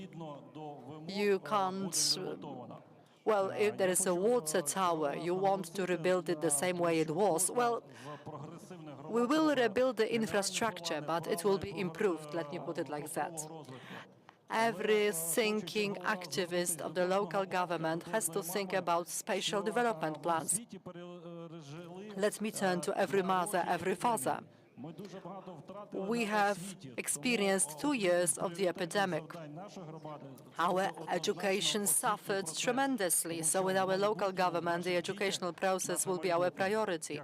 That is why the future of our children is based on education. Thank you. Thank you. Well, I wanted to thank our panelists. I wanted to thank our excellent partners, the American people. Through USAID, US institution, and through the Norwegian institution who financed this meeting, I wanted to thank our friends, our supporters for your incredible support.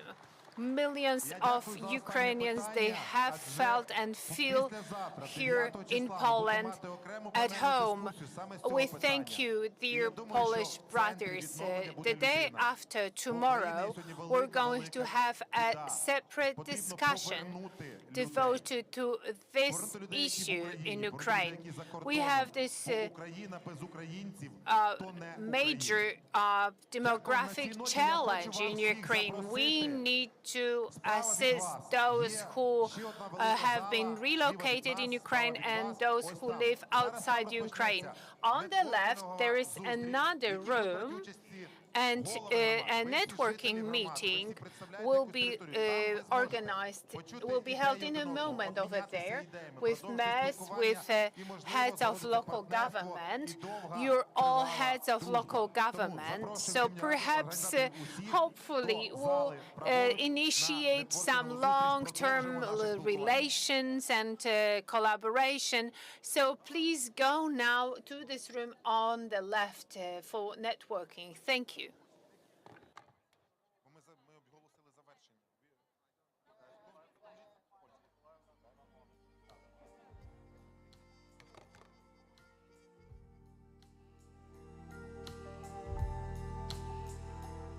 I'm thinking about my life, about my desires, taking me away somewhere I wanna be without you.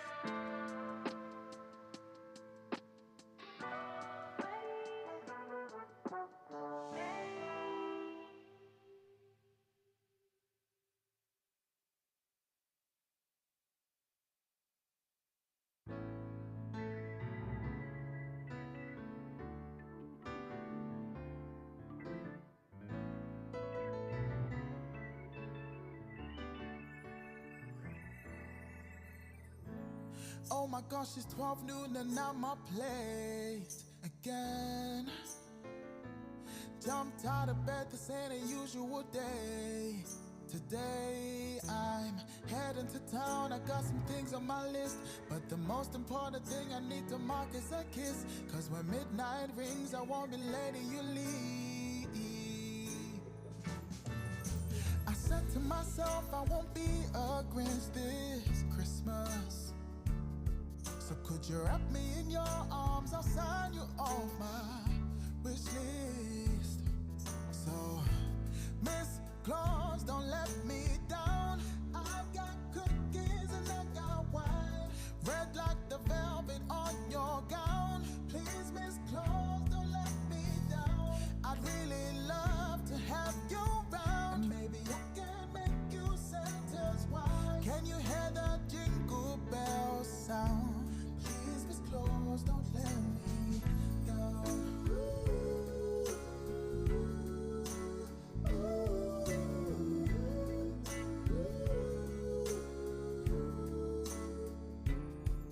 Got the table set so you don't have to do a thing.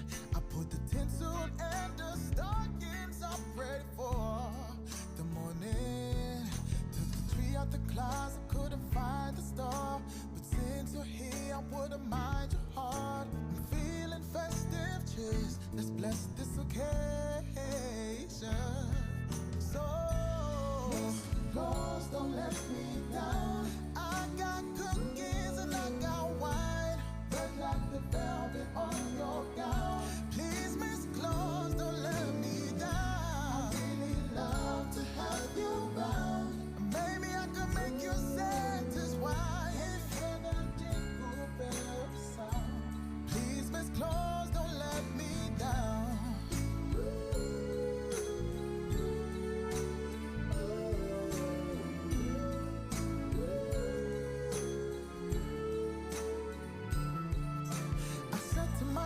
I won't be a Grinch this Christmas. So could you wrap me in your arms? I'll sign you off my wish list. So, Mr. Claus, don't let me down. I got cookies and I got wine, red like the velvet on your gown. Please, Miss Claus, don't let me down. I really love to have you round. Maybe I can make you Santa's wife. Can you hear the jingle bell sound? Please, Miss Claus, don't let me down. Miss Claus, don't let me down. Ooh, Miss Claus, don't let me down. Please, Miss Claus, don't let me down. Miss Claus, don't let me down. Miss Claus, don't let me down. Please, Miss Claus, don't let me down.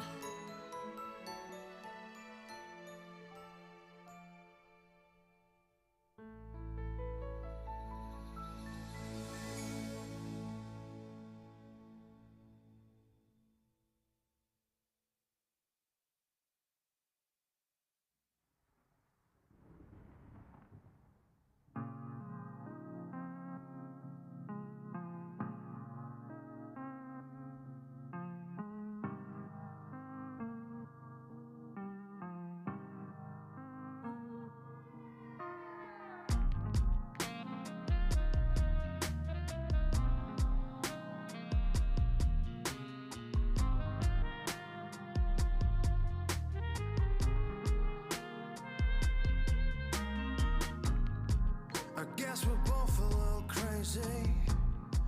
I guess we're both a little shy.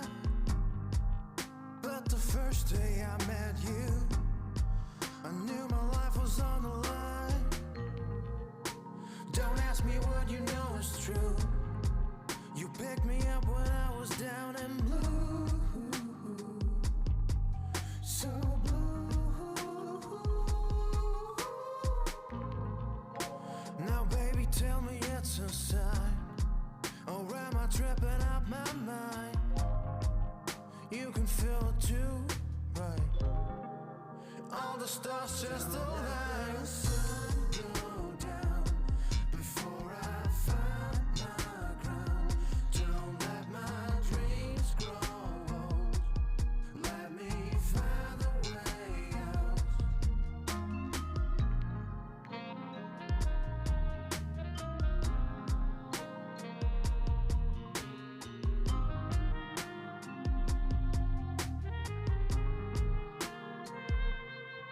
I changed my mind like the weather. Always looked for something better. Never satisfied with what I have. Can't handle all that pressure. Yeah, I looked so good and green.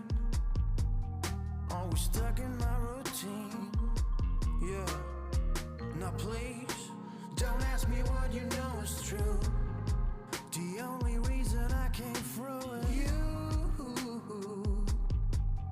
Only you. You got me breaking all the rules just because I gotta have you back. Your time is something that I need to have, something I can't understand. The sun go down before I find my ground. Don't let my dreams grow old. Let me find the way out. Don't let the sun go down before I find my ground. Don't let my dreams grow old. Let me find the way out.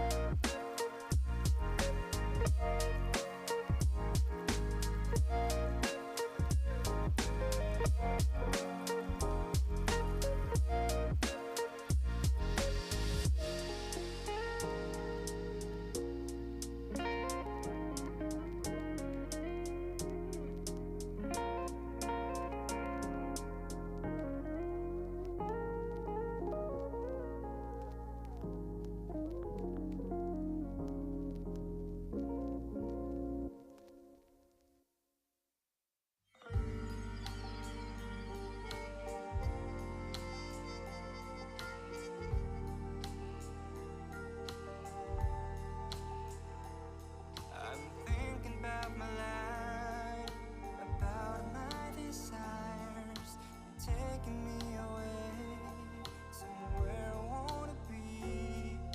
Without you, I'm learning how to breathe, but it seems to go so slow, and my life is growing colder. I'm learning how to live in a world that is asleep.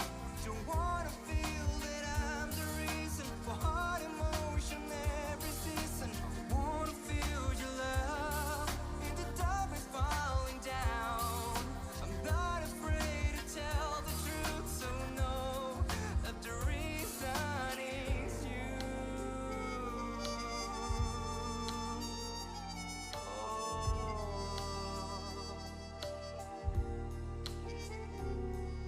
I don't wanna say that I can find a way to share some joy with other people, to feel the love then send my way. You know that's not right, to run away and hide, to act like I'm not right along, like I don't need you anymore. I'm learning how to live in a world that is asleep. Don't wanna feel that I'm the reason for hard emotion every season. I want to feel your love in the dark is falling down. I'm not afraid to tell the truth, so know that the reason is you.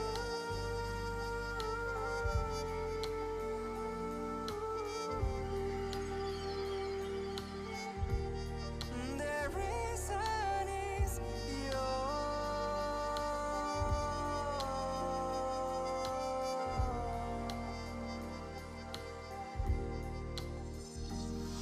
the day when the morning light will say that I'm still alive.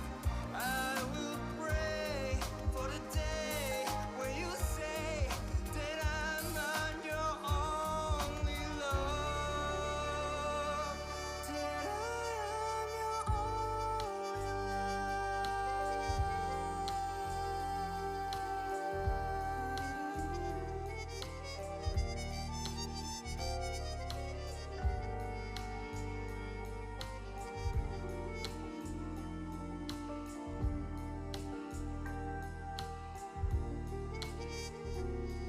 I'm thinking of my life, proud of my desires, taking me away to somewhere I'd rather be.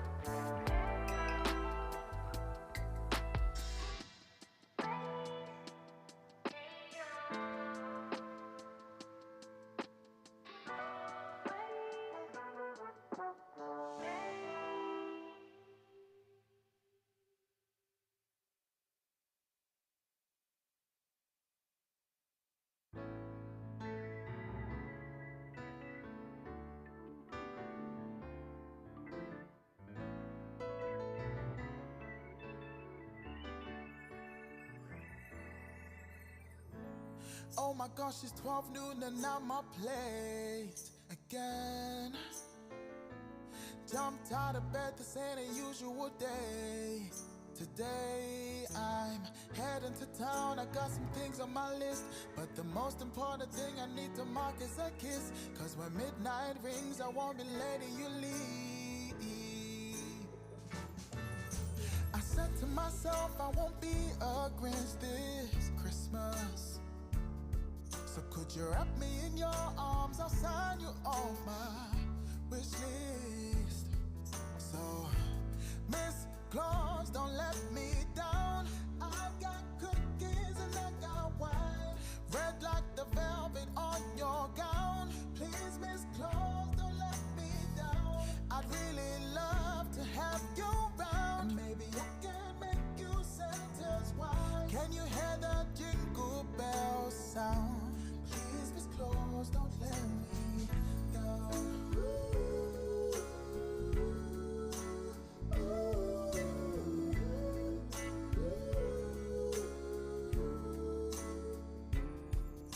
The table set so you don't have to do a thing. I put the tinsel and the stockings up ready for the morning. Took the tree out the closet, couldn't find the star, but since you're here, I wouldn't mind your heart. I'm feeling festive, cheers, let's bless this occasion. So, Miss Claus, don't let me down. I got cookies and I got wine, red like the velvet on your gown. Please, Miss Claus, don't let me down. I really love to have you around. Maybe I could make you Santa's wife. Hear the jingle bells sound.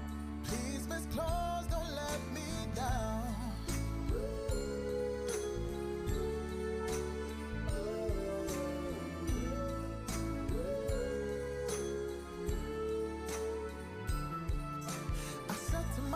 I won't be a Grinch this Christmas.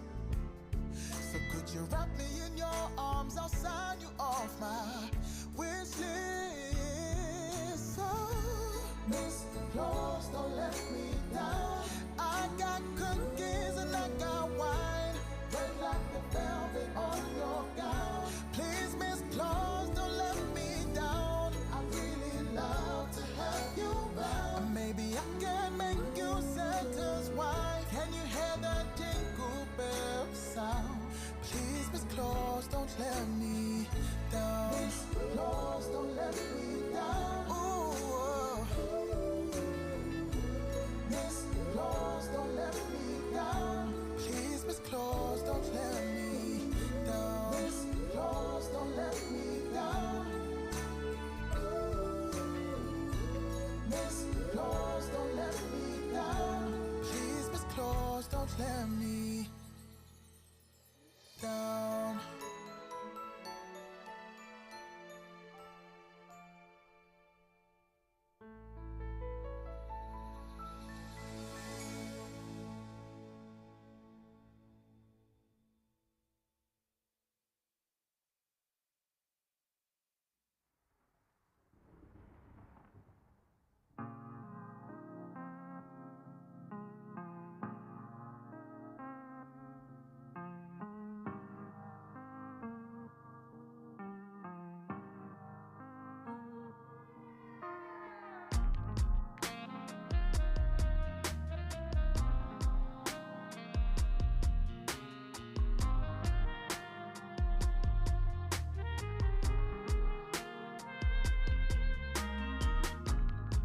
I guess we're both a little crazy.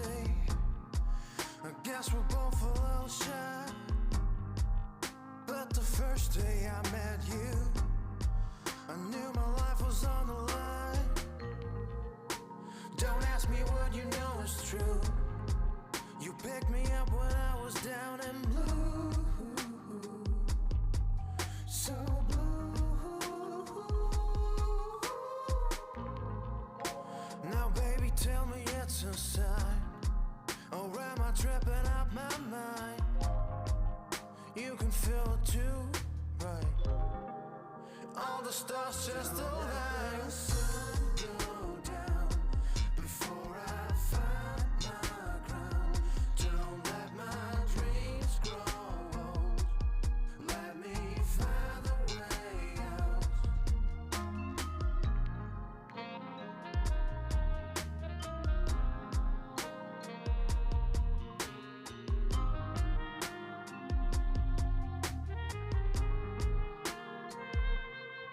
I changed my mind like the weather. Always looked for something better. Never satisfied with what I have. Can't handle all that pressure. Yeah, I looked so good and green. Always stuck in my routine. Yeah. Now please, don't ask me what you know is true. The only reason I came through is you. Only you. You got me breaking all the rules just because I gotta have you back. Your time is something that I need to have, something I can't understand. Sun go down before I find my ground. Don't let my dreams grow old. Let me find the way out. Don't let the sun go down before I find my ground. Don't let my dreams grow old. Let me find the way out.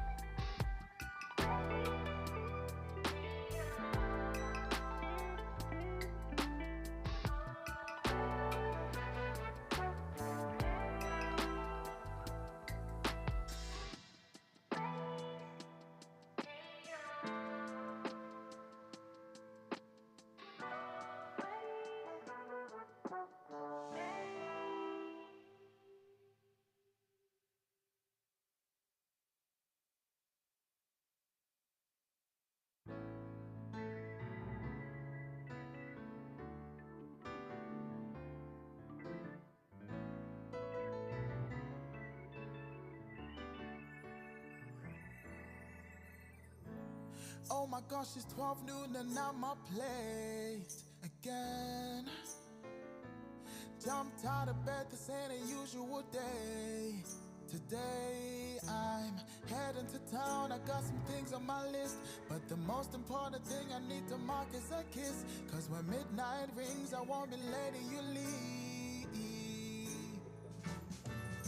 I said to myself, I won't be a Grinch this Christmas. So could you wrap me in your arms, I'll sign you off my wish list. So, Miss Claus, don't let me down. I got cookies and I got wine, red like the velvet on your gown. Please, Miss Claus, don't let me down. I'd really love to have you around. Maybe I can make you Santa's wife. Can you hear the jingle bell sound? Please, Miss Claus, don't let me down.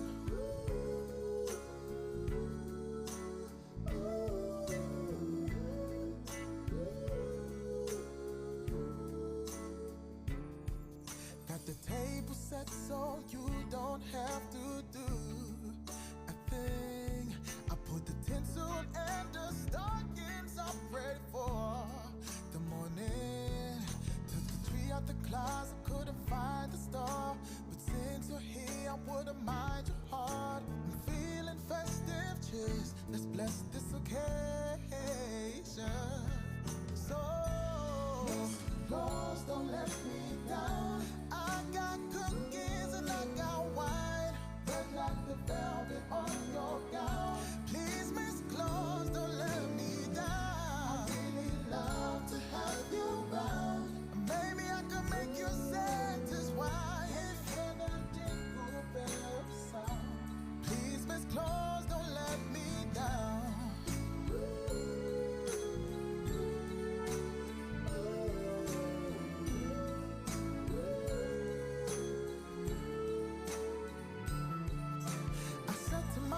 I won't be a Grinch this Christmas. So could you wrap me in your arms, I'll sign you off my wish list. So, Miss Claus, don't let me down. I got cookies and I got wine, red like the velvet on your gown. Please, Miss Claus, don't let me down. I really love to have you around. Maybe I can make you Santa's wife. Can you hear the jingle bell sound? Please, Miss Claus, don't let me down. Miss Claus, don't let me down. Ooh, Miss Claus, don't let me down. Please, Miss Claus, don't let me down. Miss Claus, don't let me down. Miss Claus, don't let me down. Please, Miss Claus, don't let me down.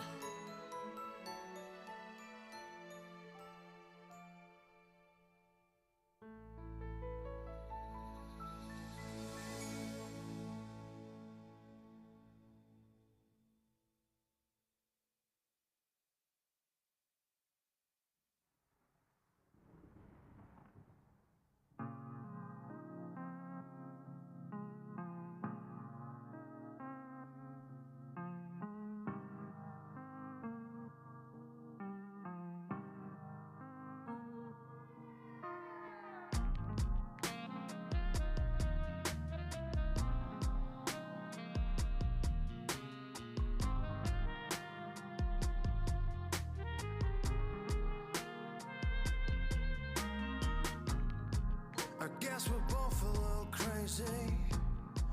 I guess we're both a little shy.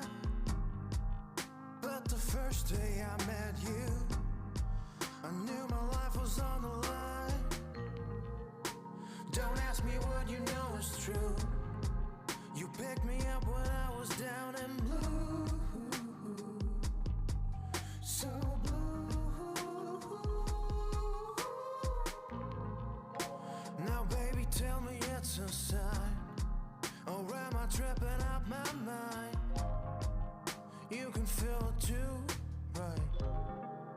All the stars just align. The sun go down before I find my ground. Don't let my dreams grow old. Let me find the way out.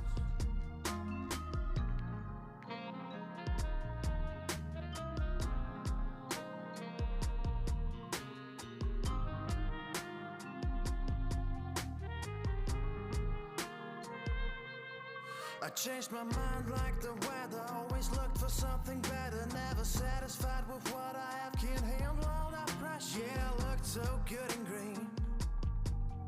Always stuck in my routine. Yeah. Now please, don't ask me what you know is true.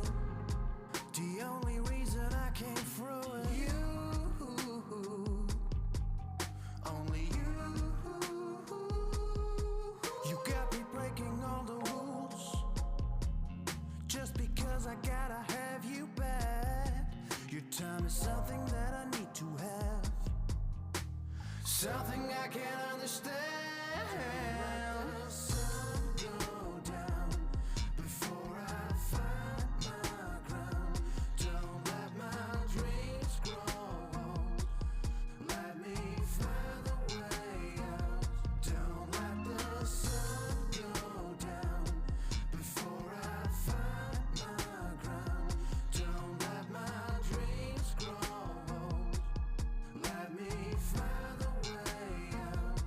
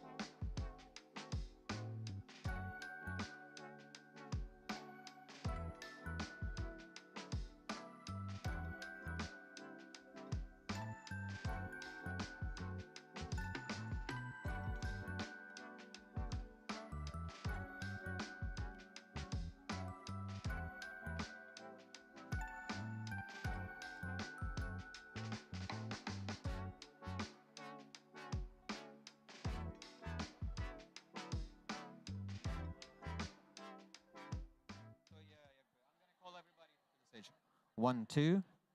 Good evening, everybody.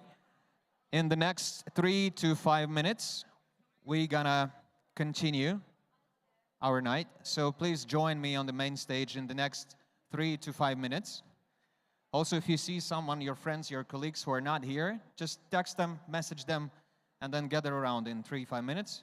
We're gonna have an official opening and then something else. I'm gonna share that a little bit later.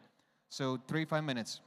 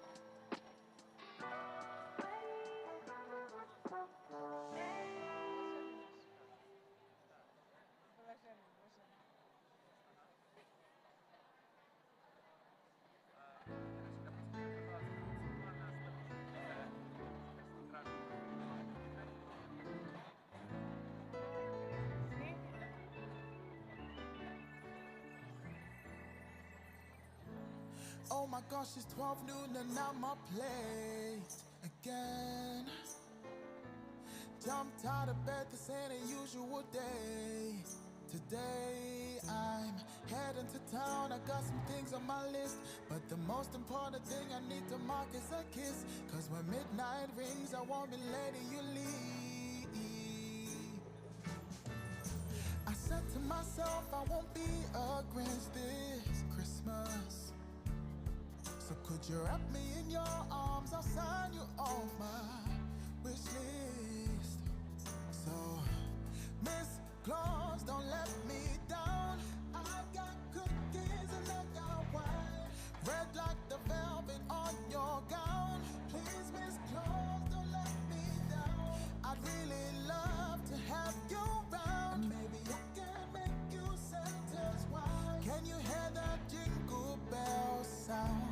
Please, Miss Claus, don't let me down.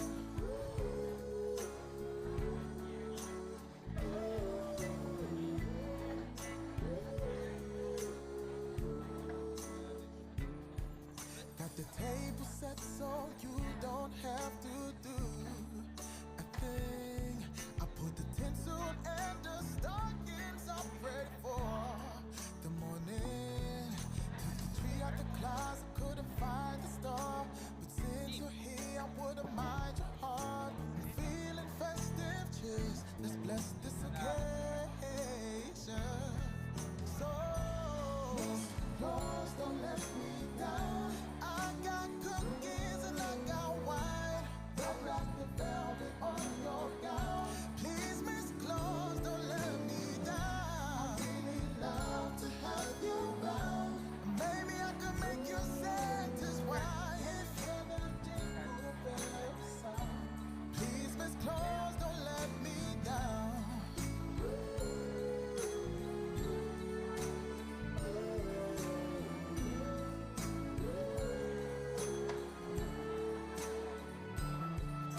I said to myself, I won't be a Grinch this Christmas. So could you wrap me in your arms? I'll sign you off my wish list. So, Miss Claus, don't let me down. I got cookies and I got wine, red like the velvet on your gown. Please, Miss Claus, don't let me down. I really love to have you round. And maybe I can make you Santa's wife. Can you hear that jingle bell sound? Please, Miss Claus, don't let me down. Miss Claus, don't let me down. Ooh, Miss Claus, don't let me down. Please, Miss Claus, don't let me down. Miss Claus, don't let me down. Miss Claus, don't let me down. Please, Miss Claus, don't let me down.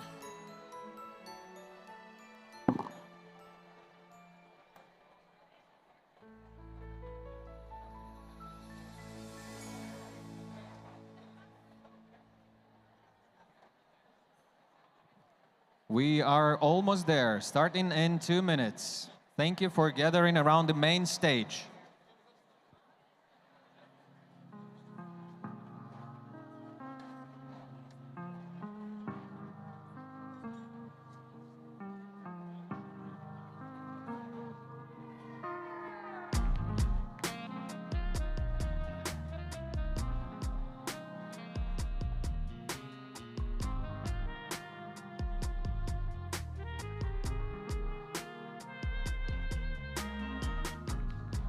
I guess we're both a little crazy.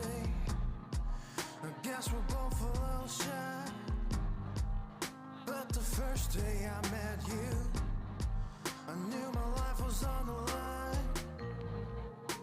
Don't ask me what you know is true. You picked me up when I was down and blue. So blue.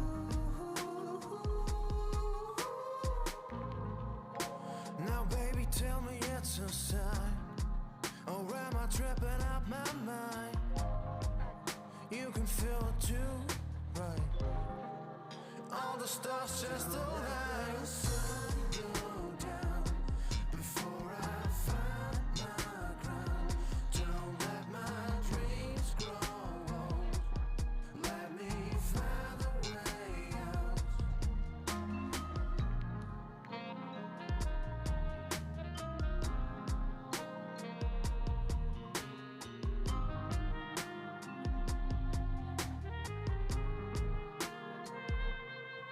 I changed my mind like the weather. Always looked for something better. Never satisfied with what I have. Can't handle all that pressure. Yeah, I looked so good and green.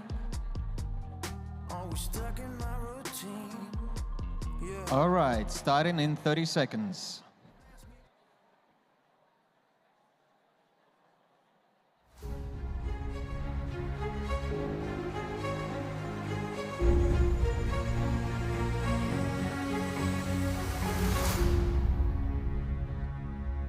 Good evening, everybody. Welcome to G2 Arena. My name is Andriy Suslenko. I'm gonna host this welcome ceremony and moderate a couple of the panels through the next couple of days. First thing I wanna say, thank you, Poland. Thank you, Rzeszów and G2 Arena for arranging this event, which to many might seem an unnecessary event during the wartime. But I feel it already that this is a necessary place, not only for meeting, for chatting, but for collaboration, for help, for support, for knowing more how for Ukraine to win this war in partnership with Poland and other allies. I'm gonna tell you in short how we're gonna proceed today and what we can expect tomorrow. So first of all, the thing that I wanna mention that this event here is aiming for a few goals. First, collaboration. I know that 37 Ukrainian mayors are here, and I thank you so much for making this hard trip and getting to Rzeszów. This is the place where you can receive A, support, B, knowledge, C, resources, and D, acceptance and understanding of how to move on. I'm gonna switch to Ukrainian for a moment to say this. Я знаю, що тут є 37 українських мерів. Я хочу вам подякувати за те, що ви знайшли сили, ресурси і можливість приїхати. Адже тут є можливість створити партнерство, дізнатися, як перемогти у цій війні, взяти ресурси, взяти нові знайомства і поїхати додому з більшою енергією. Con new alliances, and I'm moving back to English. To understand better Ukraine and Ukrainian needs, the needs of the cities, the needs of the mayors, the needs of the citizens, and the needs of the government. 9 months of the full-blown war is enough time to make reflection on lessons learned. So one of the aims of this conference is as well to see and reflect on the lessons that we've learned in many dimensions. This is the question of demography, how we work with our citizens. This is the question of how do we deal with the humanitarian crisis? How do we deal with logistics? How do we deal with water? How do we deal with food, resources, oil, and many other things? So, dear panelists, dear speakers, thank you so much for bringing the ideas here and the lessons. We're gonna explore that in the next 2 days. Of course, this type of event is only possible thanks to the partners and the patronage. And just look behind, look behind my back in a moment. You're gonna see all the partners and patronages. I'm gonna tell you who these are. Council of Europe, of course, thank you. Ministry of Foreign Affairs of Ukraine, Ministry of Defense of Ukraine, Ministry of Health of Ukraine, Ministry of Economy of Ukraine, City of Lviv. From Polish side, Voivodeship Podkarpatsky, thank you. City of Rzeszów, thank you, and City of Przemysl. Also Poland ministries, Ministry of Foreign Affairs, Ministry of Finance, Ministry of Sports and Tourism, Ministry of Development, Funds and Regional Policy, of course, Ministry of Infrastructure, Ministry of Climate and Environment, Ministry of Agriculture, and Ministry of Economic Development and Technology. And special thank you to Warsaw School of Economics. And then partners who would support us with resources, valuable resources. Strategic partner is TikTok, and you could see it just behind me. And also, of course, there's plenty of content partners and media partners. Thank you for making this happen. I want to say that we have 2.5 days, basically. This day is an opening day. I'm going to introduce 5 speakers in a moment, and we'll see the welcome remarks, and then I'm going to ask a few questions to those speakers, and then we have a gift for you, which I'm not going to name now, so you will be amused and entertained in these hard times. So let's start, please, with our first distinguished guest today. Let me introduce to this stage Madam Eva Leniart, the Voivode of the Podkarpackie Voivodeship. Please, round of applause for Madam Eva.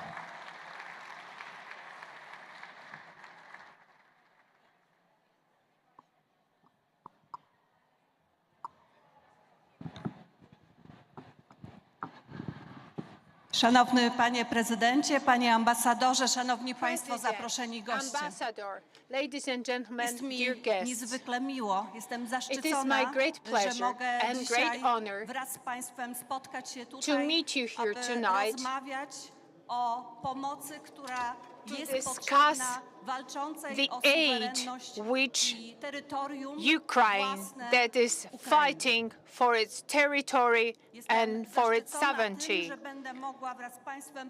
I'm honored that I can share with you the information that made this region and Poland hosts and a state that responded with solidarity to the cry for help from Ukraine, from our neighbors. For this region and for Poland, as for Ukraine, that extraordinary time has started on February 24th. We had this strategy that assumed that this region, Podkarpackie region, and neighboring regions in Poland would be the recipient regions in case of war. And for this reason, in every region we had reception points installed in every single region. At the reception at border crossings, we knew that in case of refugees, we had to meet basic needs of those fleeing the war. They had to receive food, medical assistance, psychological help, and accommodation. Where refugees were arriving fast. It was in the early evening hours that on February 24th we were receiving first persons fleeing the war. These persons were indeed at a loss. They were lost and in deep need for any support. And over the next 12 or 24 hours, it turned out that the reception points had to be extended and we had to expand it because of this huge influx of refugees. As early as in March, early March, we had more than 80,000 people crossing borders, going through the border points here in this region. And they were met with the representatives of the state services, fire brigades, the police, and then the local government organizations from this region. I cooperated with the key organizations, NGOs at the early days of the crisis. That was Caritas Poland, and then the Red Cross that was supporting me in the provision of medical services. And it was quite soon that it turned out that we would need support from a big group of translators and interpreters. And here, the Ukrainian Association with its branch in Przemysl helped us supplying very many volunteers supporting us. We had so many interpreters from this Ukrainian Union or Ukrainian Association, where the refugees who were arriving on the border, they had been through such a trauma that they couldn't decide whether they could leave the reception point and keep on traveling to find shelter, to find accommodation. They were terrified. Well, their accounts, what their narration, well, they also made impression on me. I remember stories. I remember some memories, well, some stories from the World War II, but that was beyond my imagination, that such situations like the bombs flying, like the people killed, and such killing witnessed by other people in the streets, that someone nowadays would be witnessing such events. So these people were receiving warm food, and I could listen to their stories, to the decisions they had to make. They were telling us about the decisions that they had to make. They were telling us about the uncertainty about their future, about tomorrow. And the only thing that we could tell them was that they were in a safe place, and irrespective of their decision, they could rely on us. And actually, me and other people who were committed to assisting them, well, we still have this impression that we had so many terrifying stories. There were so many other aid organizations, and over the following weeks, more than 1 million people from Ukraine crossed the border in our region, and until now, our border in this region was crossed by 4 times more people. That was a huge challenge for us, but it was also an exam. That was also a test for me, my people, and for the residents of this region. And we passed this exam with flying colors. We're all touched by the fate of the Ukrainians. There wasn't a single representative of services or local authorities or state authorities that wouldn't be aware of how serious these events were. The aid that they were receiving and that we were receiving was immense, but on the other hand, it was our task to secure their well-being, to keep them safe. And for that, I'm very grateful to Polish services. That mass influx of people translated into intensified traffic, road traffic, train traffic, and other phenomena that comes with mass fleeing of people. We didn't have such phenomena, such negative phenomena here in this region.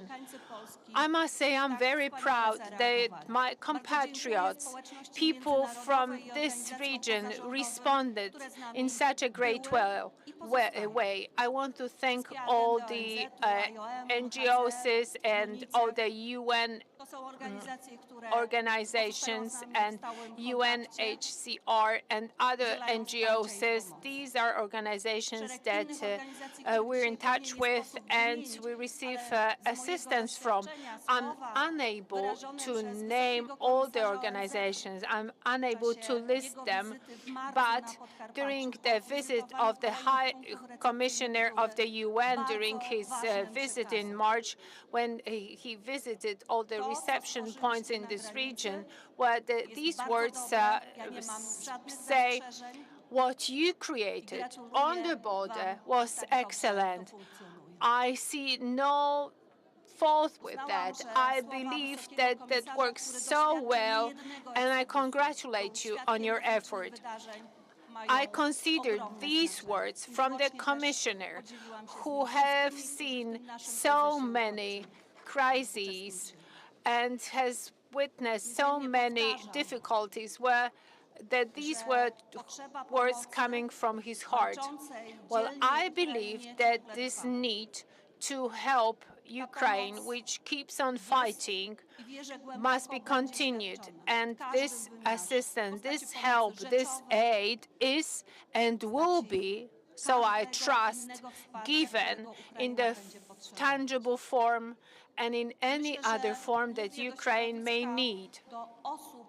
And I'm speaking here to people, to those who fully understand the importance and the burden of the situation. Well, and the only decision that we can make is the decision which resources should be released and when to be delivered on time and to provide this assistance on time.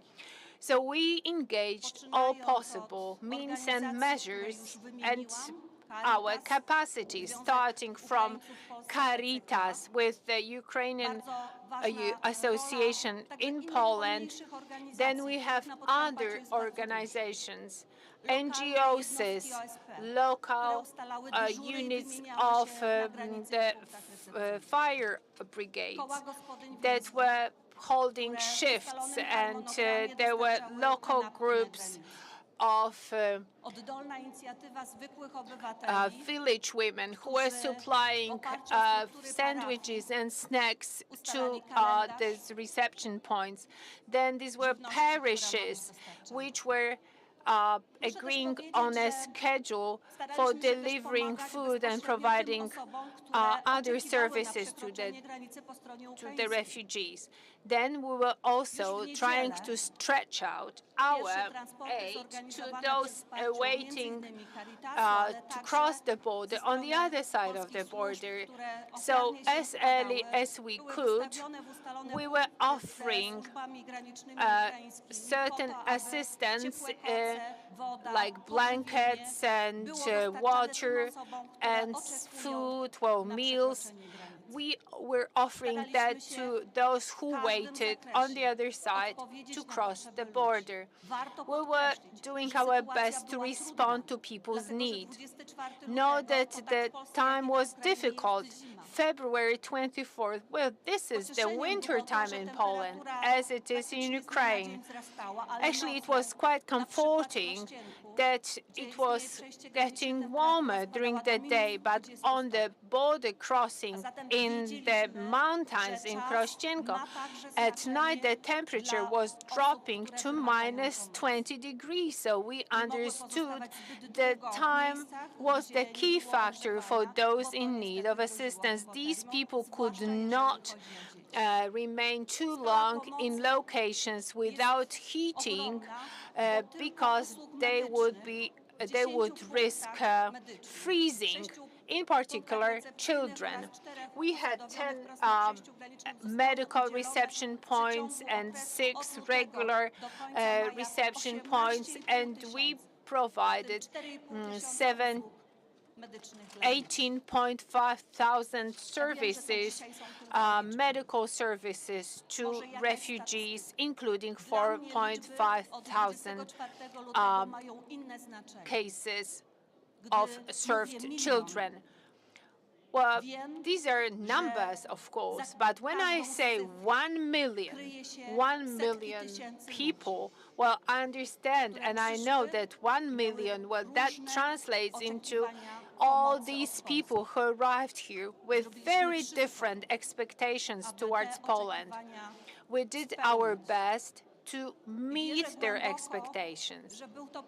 I trust that that was, in a way, a test that my region and my country passed. And I also trust that Ukraine will be successful at the end. Thank you. The first thing I'm going to say, that I could feel the empathy that you possess. And this empathetic way of dealing with the war and with the crisis, I guess this is the most helpful for us, Ukrainians. And this empathy is something I thank you. And I have a question which I want to ask. Because this is a conference of lessons learned, I want to ask you, and you've talked about many of the challenges that you had, which of the challenges that you had brought you the biggest lessons, please? To jest trudne pytanie. Nie jest łatwo odpowiedzieć, które z wyzwań w ramach tego procesu było It's not easy to answer which of the challenges during the crisis was one of the most difficult crises to overcome, challenges to overcome. Emotionally, I think that that was the first meeting first moment of meeting the refugees, this first, well, I would say, wave of human unhappiness, of human disaster that came as a shock, that misery which I show, the tears that I saw in people's eyes, people who were fleeing, uncertain of their future. And from the point of view of my personal emotions, that was the most difficult time, like the first 24 hours of the influx of refugees. But in terms of the logistics, as the receiving region, it was our duty to arrange the dislocation in the sense that we had to provide transportation for those arriving at this region. We are a border region. We are on the border. We are on the periphery of the country, so we don't have an extended train and road infrastructure. So we had to ensure transportation, and we have car transport, automotive transport, and rail transport. In order to secure that, we reorganized the rail transportation, and here I want to thank the Ministry of Transportation that assisted us with that. So we reorganized our railway stations so people could transfer swiftly and go to other cities in Poland, so then they can continue with the travel to their point of destination. Well, some refugees declared that they wanted to stay in Poland. Some they were on their way to their families in Europe, and there were also some who didn't have a place to go, and we had to refer them to other governors that would provide them with other locations. So transportation was a major challenge. Pani Ewa Leniar, thank you so much. Dziękuję bardzo. And I wish you strength to sustain, because your strength is needed. Thank you. I want to tell to those of you that barely speak either Ukrainian or Polish or English, we have a booth over there of simultaneous translation, so you can slowly come there, take a headset, and then hear everything that is said here. I'm going to switch to Ukrainian for a second.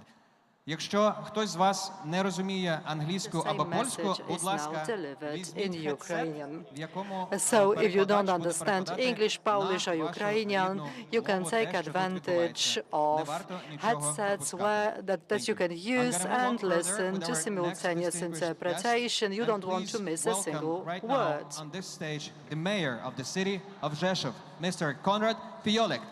Pan Konrad, proszę.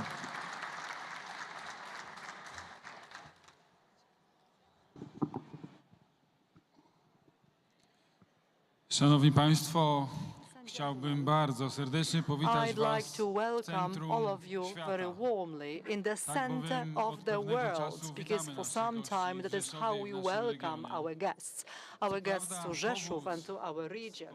It is true that the reason for which we are welcoming and saying these words to people, this reason is actually painful, cruel and tragic, because it is simply connected with unprovoked aggression from Russia, started by the tyrants and the nation which is supporting him. But, well, so it is a tragic reason for the fact that this place started the center of the world. But let's hope that in some time it will turn into something positive, because this place in which we are meeting, it has become a symbol of things which are happening in Ukraine behind our eastern border. But also it is a symbol of things happening for the whole world. We are in a symbolic place, as we said, in the center of the world. Till recently, we had NATO soldiers stationed here. On the one hand, thanks to them, this part of Europe is safe, but on the other hand, due to them, I am deeply convinced, safe and free will be not only the remaining part of Europe, but also Ukraine will be safe and free. So it is a place through which all kinds of assistance flow for Ukraine.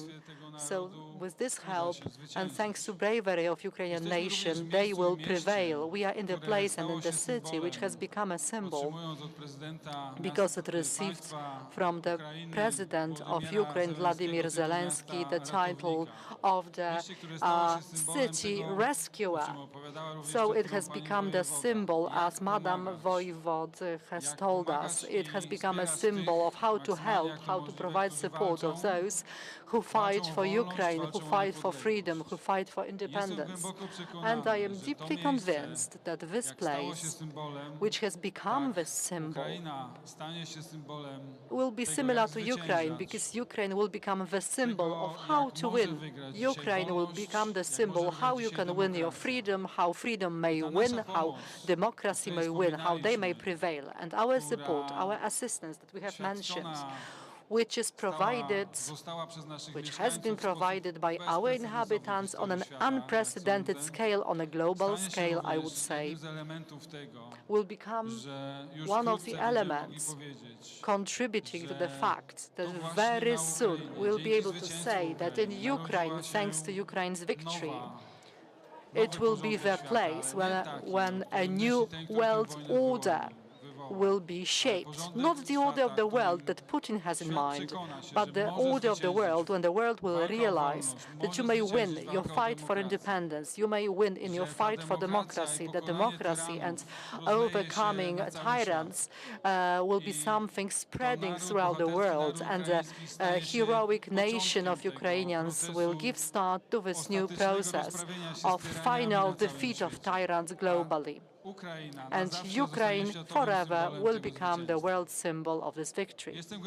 I am deeply convinced that it will happen very soon, thanks to your fight and your bravery.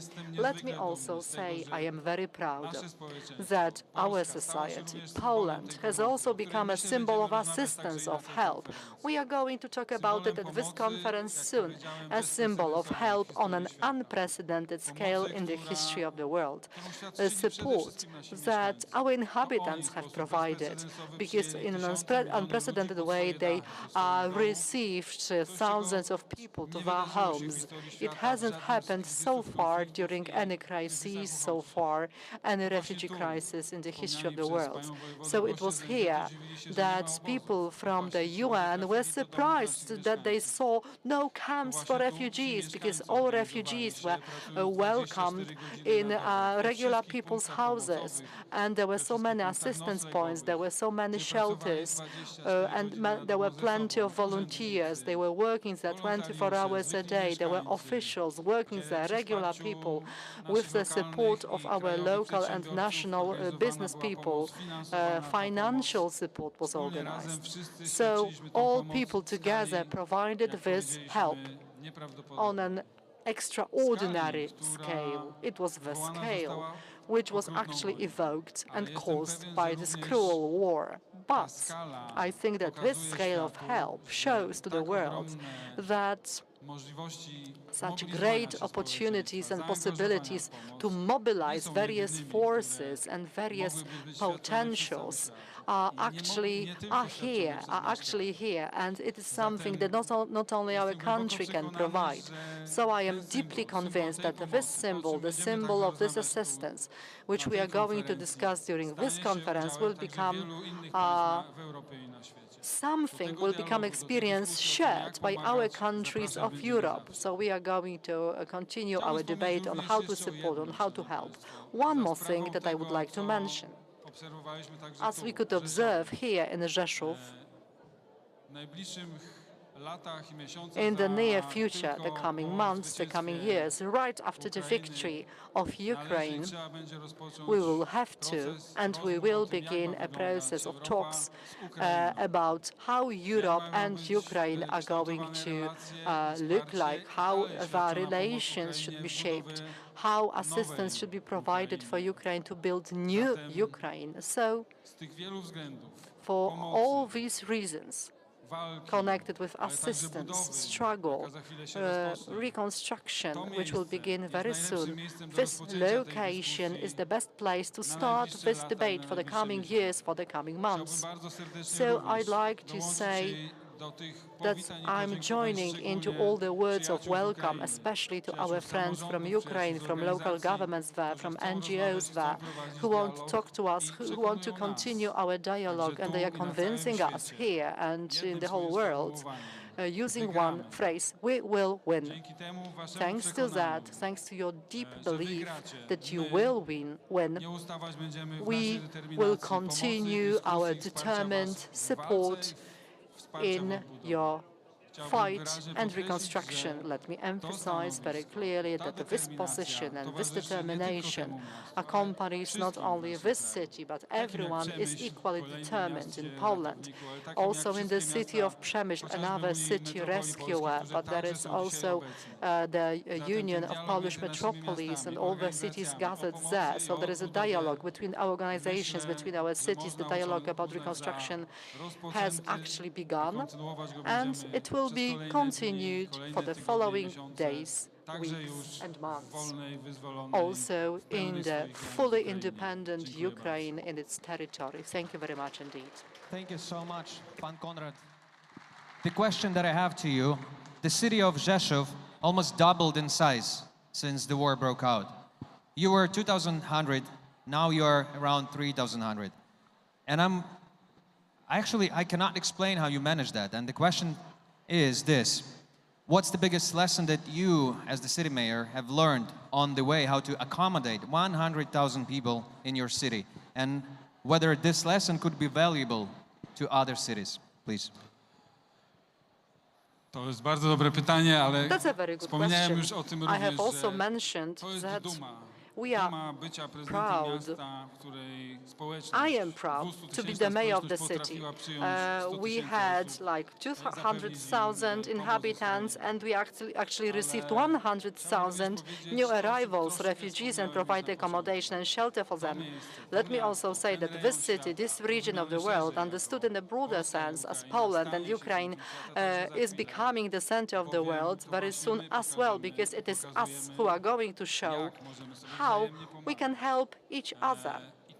And that's the biggest lesson, I would say, how you can support each other, how you can assist each other, how neighboring countries, neighboring nations can become so much closer than in the past. I believe that since now, this city will become a very international place. It is an extremely international place even now, thanks to the presence of all the services, all the international organizations, the military people, thousands of people who also came here from Ukraine and found shelter in our city. It will remain a very international city, a very international part of Europe. I am also sure that starting from now, all of us on both sides of the border will start on the basis of this amazing process of mutual support, will begin new projects. The projects which will be used to rebuild Ukraine, which will show to Europe and to Ukraine something which is also unprecedented. Namely, that's the lesson that you can have such a close cooperation. One nation can help the other nation with full empathy, without hidden agenda, that we can help each other, because we know that you also fight for our freedom. And we did not expect that. Our generation, as Madam Voivod has said, was born after the war. We thought that it would never happen again, but on this shocking experience, we would build something which would be a shocking, positively shocking to the whole world. And also thank you to the citizens of the city of Rzeszów for support, strength, empathy, and desire to help, which, from what I've heard, is the desire that comes without any condition. just because we want to help. Thank you for that. I want to introduce the Ukrainian part right now of the opening remarks. So please welcome at this stage the Deputy Head of the Mission of the Embassy of Ukraine to Republic of Poland, Mr. Oleg Kuc. Please welcome. Oleg.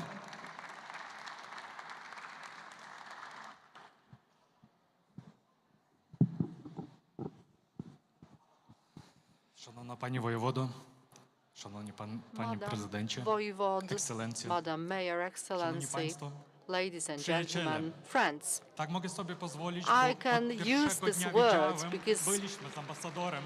Together with the ambassador, since the first days, we were here and we could see how it was organized on your side. Poland did not wait for any decisions from the top of any organization. Immediately you started to help us. And this help is multifaceted assistance. It is not only the government. It is not only various organizations. It is everyone, every Polish person, every Polish man, every Polish woman opens their homes and their hearts. We are very grateful for that.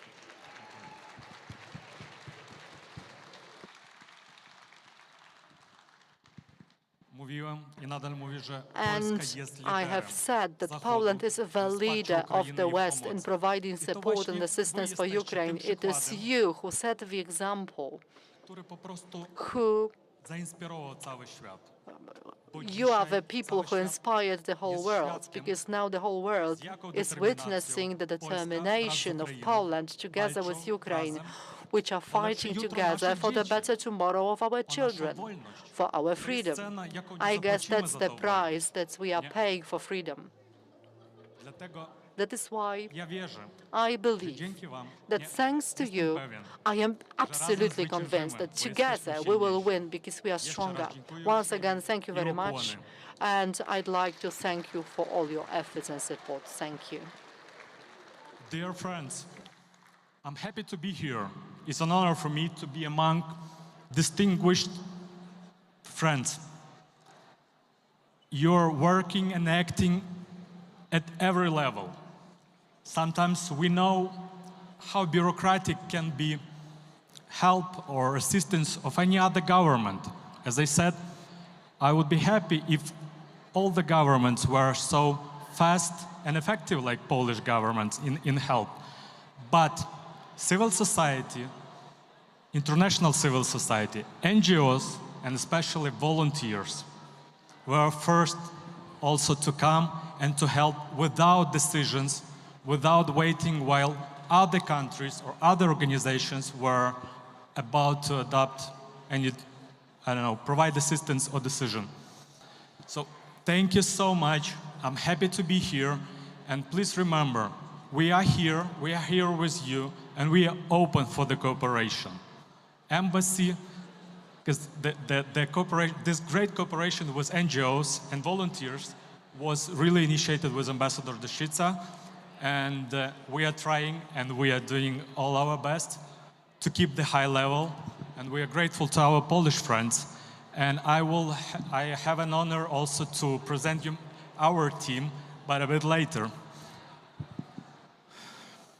Дорогі друзі, насправді те, що ви тут є, I'd like to say that I am deeply honored to be here.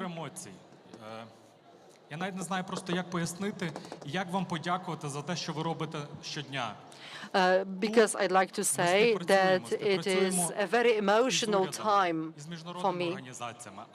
It is very difficult to put to words all the things you do on a daily basis. We cooperate with you, with volunteers, with NGOs, with international organizations. You are the example that we are trying to match. You are an inspiration for us. Thank you once again. Let me tell you once again what we have been doing so far. So let me just say that I'd like to introduce my team, my colleagues who work with me on a daily basis, and they help me to provide help and assistance and pass on humanitarian assistance to Ukraine. They organize information policy that also has to actually bypass or prevent information policy of other countries, which sometimes is going to spoil our excellent relations. Irina and the remaining members of the team, thank you so much. You arrived here in early days of this conflict, and I am so glad for your support, for your efforts, for your help. So I'd like to say that jointly, the civic society, NGOs, partners, and especially our friends, together are able to handle this difficult situation. It's been 270 days, and we are absolutely sure we will win.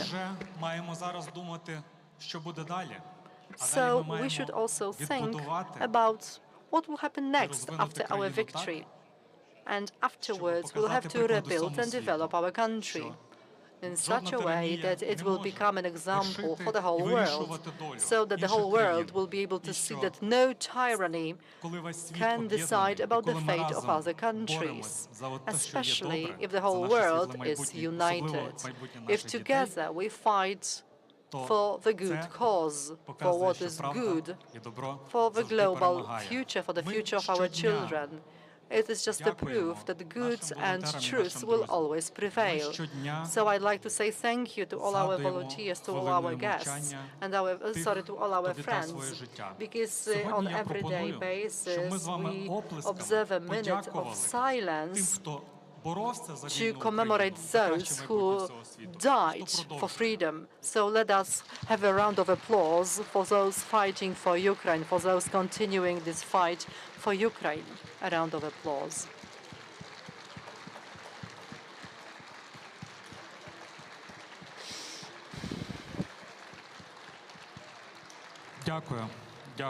Thank you so much. I'd like to emphasize once again that there is so much work ahead of us. We are open to cooperation. My colleagues will tell you more about what they do. Everyone will see which project is of interest to you, where you can join in, where you can contribute. Because we want to function as a single force. We want to function arm in arm, hand in hand.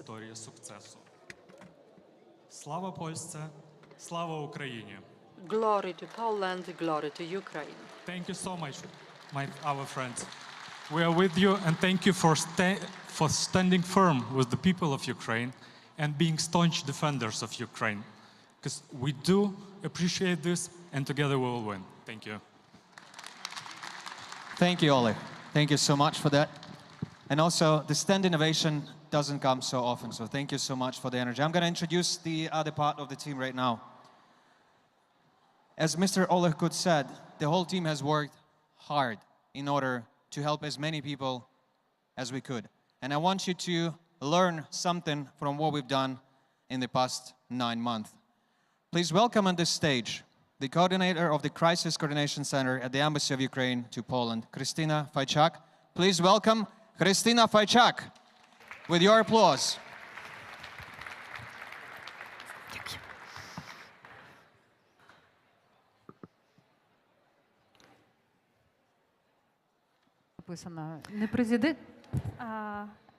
Yes, it works.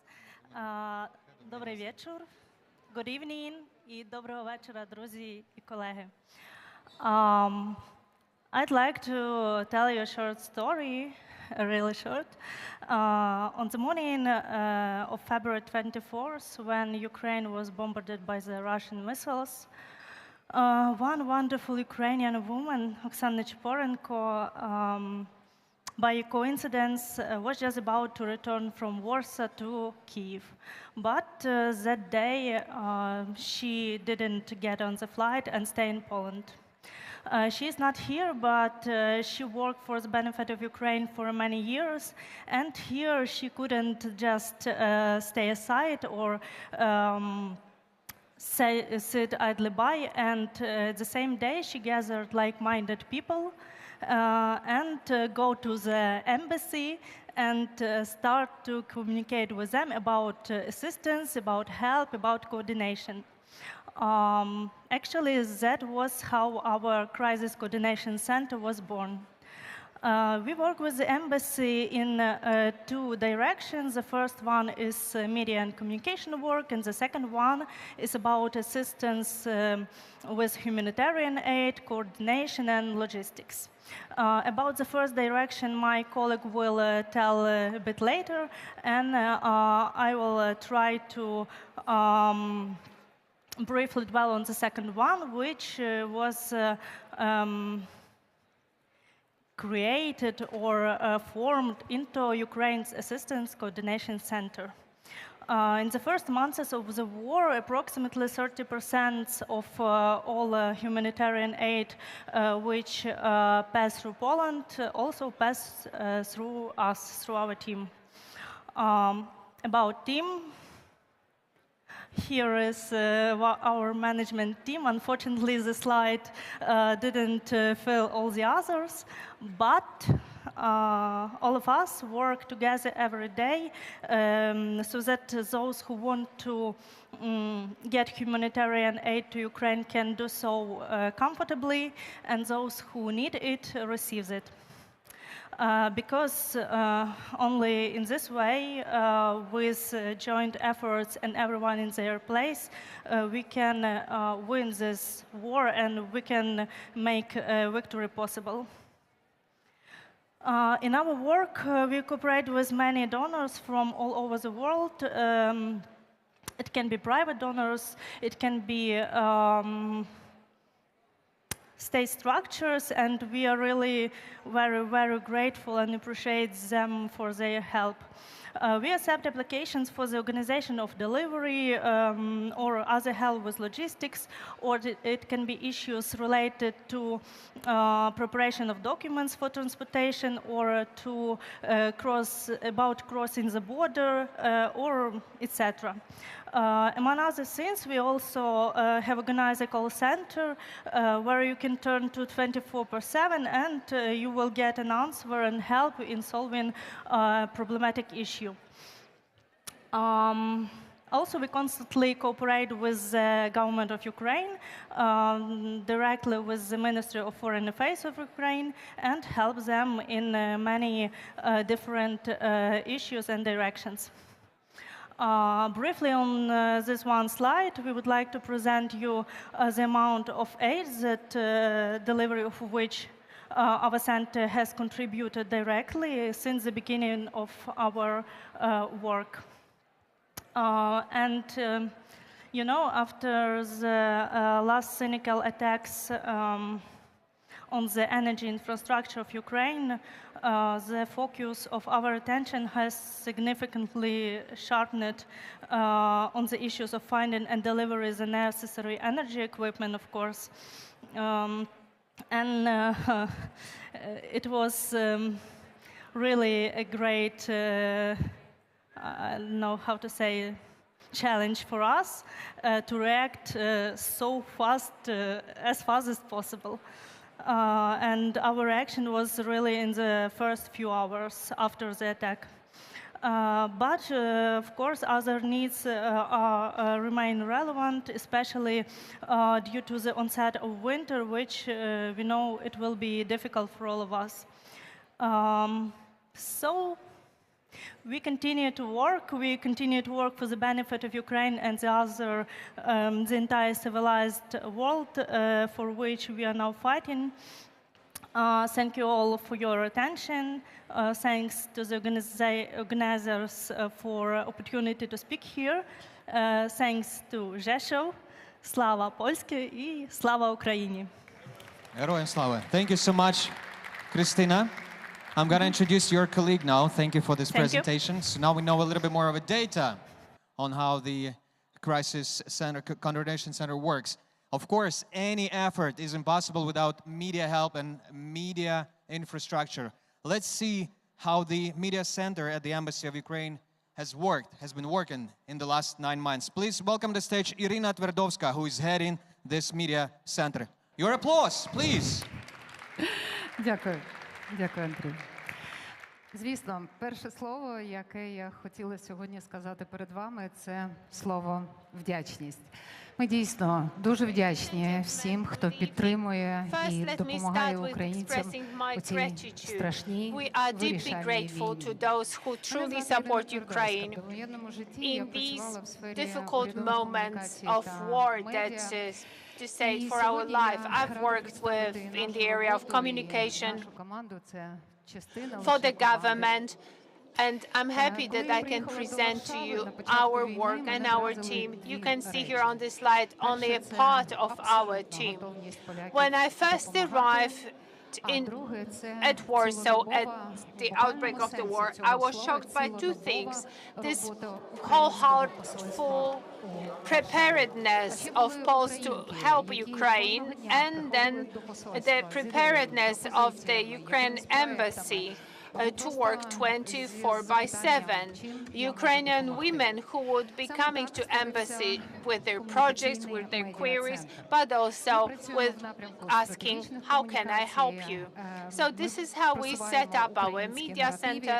We are working towards strategic communication. We have this Ukrainian communication in work conditions. We deliver projects under the patronage of the Embassy of Ukraine, with the Ministry of Foreign Affairs and with the Supreme Council of Ukraine. Our first step at the large scale after February 24 was to have this film, I will be back, I will return.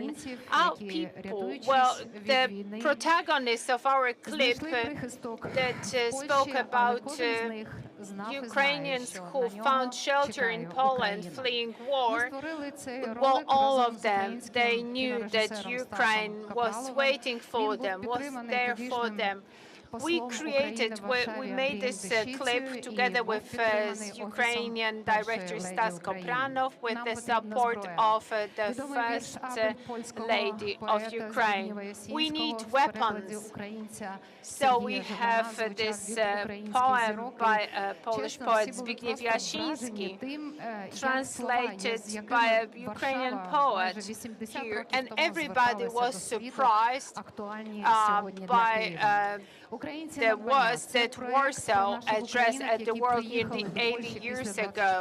These words sound very true and up to date for the Ukrainians now. Now it seems that this whole community is also needed here. We also assist many foundations with for children with cancer, etc.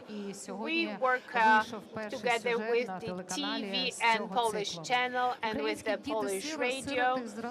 Today we've launched the first program on the Polish TV in connection with the Ukrainian children, their joint Polish orphanages, and I trust that they will find lifelong championships. Every day we've been working in the field of the mass media. We have more than 1,500 of monitored and analyzed media information. We translate our information into 3 languages, and we assist our embassy as much as we can to keep Ukraine at the center of attention. We're happy and we're proud. So this is the story of friendship. And we have here this story given by a Ukrainian woman who was fleeing the war together with her children, and she found shelter in Poland. She's been through so much, but we have this clip, and all these clips, they were screened the day before the Polish Day of Independence in November, and all the materials that were published in the Polish and Ukrainian mass media and channels. There was also a campaign, TV campaign. published with the assistance of the Polish outdoor and digital distribution. And as much as 3.5 million people watched that clip on the Polish TV.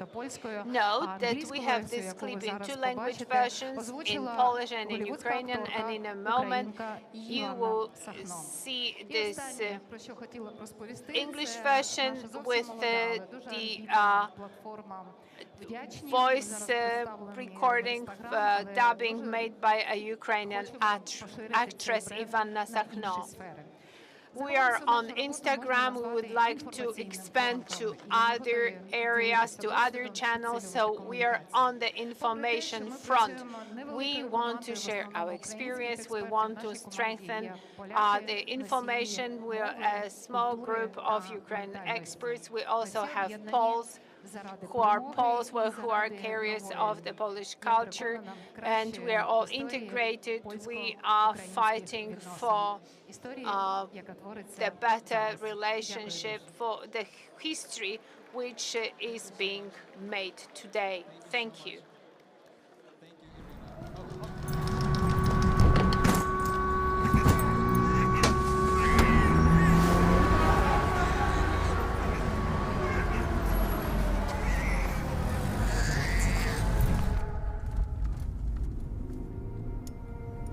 Now I know what it's like to lose everything in a moment. To leave home.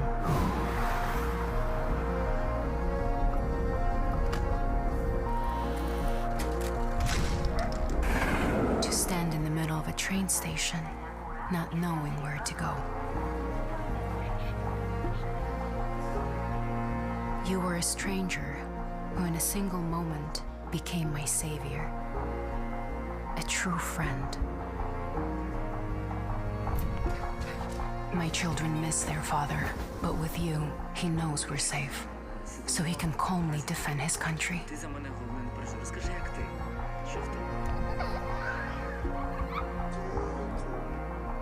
When I help our warriors, you are with me. When I raise my voice to be heard, you raise my flag. I do all I can to express the depth of my gratitude to you. And when I realize that I will never see him again, you cry with me.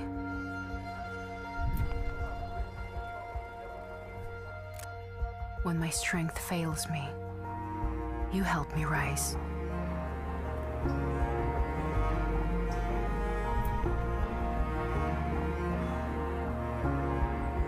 I am Ukraine, and you are Poland, and our hearts beat together. Thank you, Poland.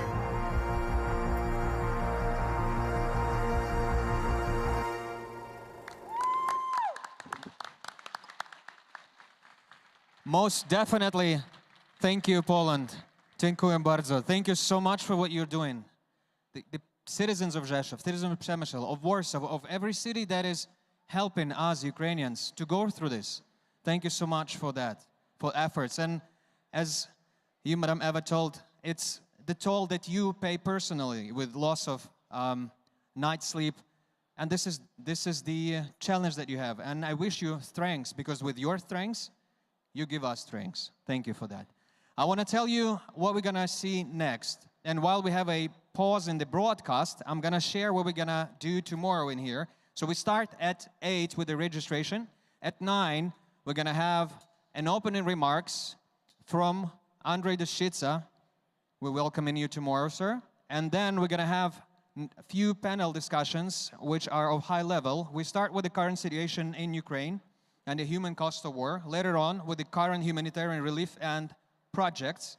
And then we go with the destruction of the agriculture sector in Ukraine and the lessons learned of that and the global effect on that. Through the day, you're going to have a chance to see a main stage over here, conference room A, conference room B and C on the second floor, and the auditorium just to the left, to the right from you, behind this scene. On the second floor and on the third, you can see the exhibition level. which contains various products out of Poland and out of Ukraine, as well as the art exhibition, which unfortunately we cannot buy this time. It's not for sale at the moment. Also, we are preparing for you a gift, which you're gonna see in a moment. It's going to be a musical performance. And when we're gonna be ready, I'm gonna tell you that. So I'm gonna continue with what we're gonna have tomorrow as well. Except of the panels, we'll see the workshop room.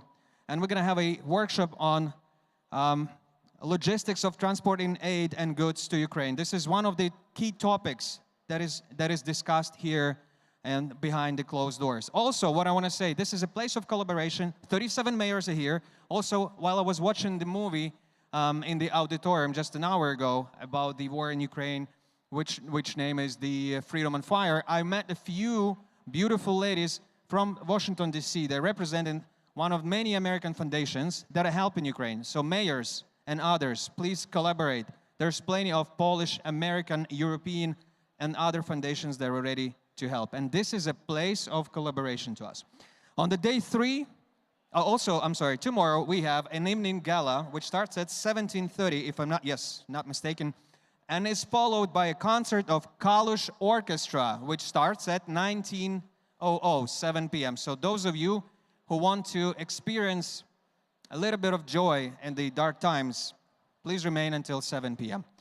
And I guess we're gonna be ready in almost a moment. Yeah, so I'm gonna introduce you to the musical genius who's gonna arrive to this stage in a moment.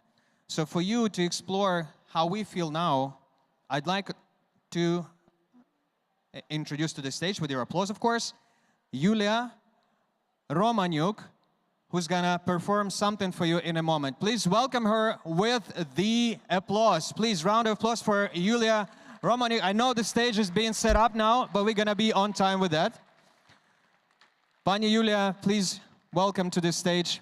Can't see you really now, and the broadcast is not on yet. Okay.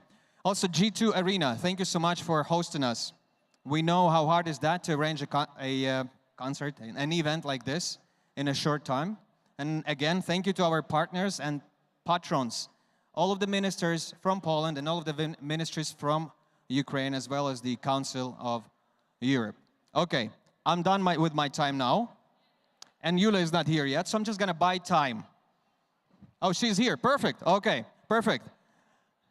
Beautiful, you're here, wait a second. So now she's here, let's do it again. Yulia Romaniuk. Welcome her with applause, please. Dzień dobry wszystkim.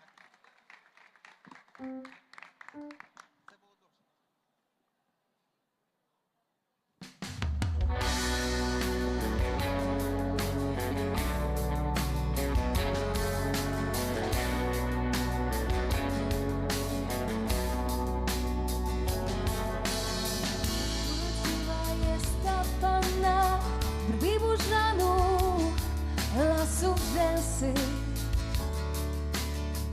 Czarne oczy morskich głębin, rzek splecionych, warkocz gęsty.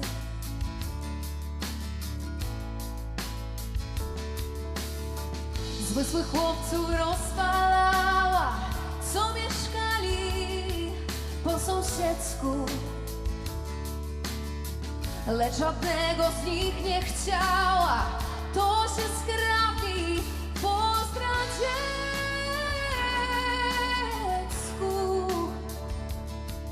Po radziecku.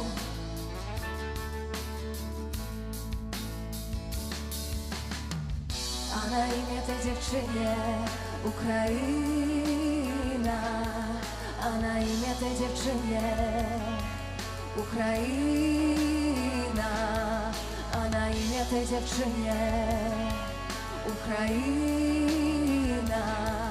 A na imię tej dziewczynie Ukraina.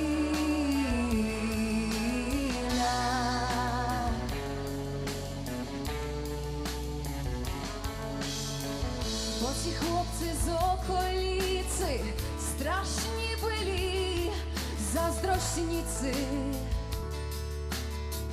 Siłą brali, nie pytali, serce jej na strzępy rwali.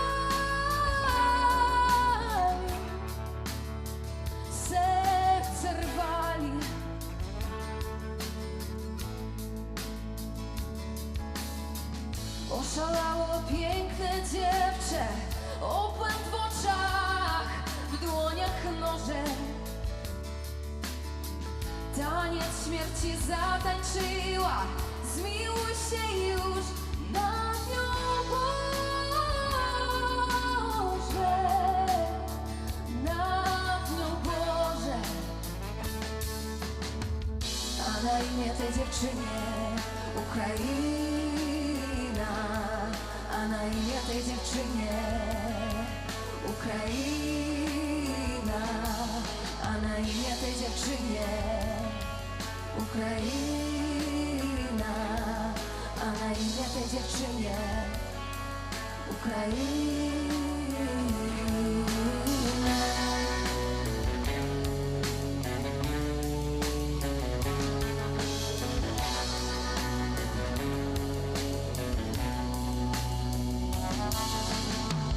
Miała zacząć nowe życie, już się w podróż wybierała.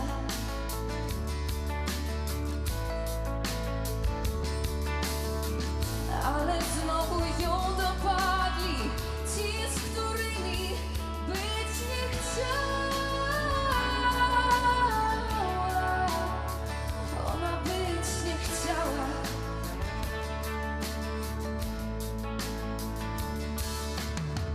Chwała rani niebo, ale ona się nie boi swej wolności, już ją da i modlitwą serce zbroi, serce zbroi. A na imię tej dziewczynie Ukraina, a na imię tej dziewczynie Ukraina, a na imię tej dziewczynie Ukraina, a na imię tej dziewczynie Ukraina.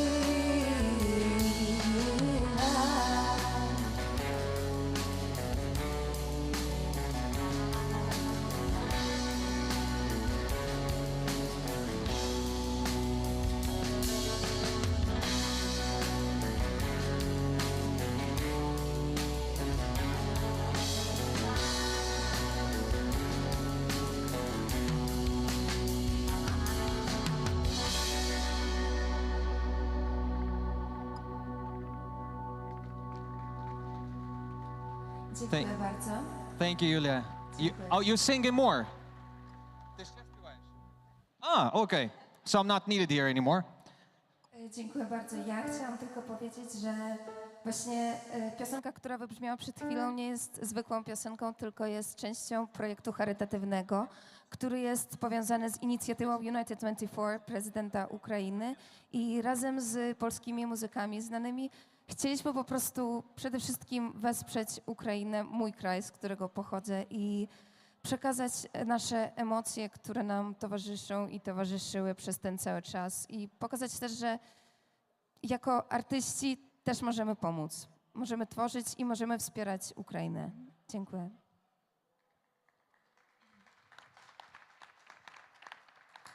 Teraz kolejną piosenką będzie ukraińska ludowa piosenka Ty do mnie nie przychodź. Ona jest o dziewczynie, która nie chce, żeby do niej przychodził jeden chłopak, tylko teraz to właśnie można zinterpretować całkiem inaczej. Tak jak przed chwilą z dziewczyną Ukrainą, że ci chłopcy z okolicy byli zazdrośnicy, tak właśnie jest z dziewczyną z kolejnej piosenki.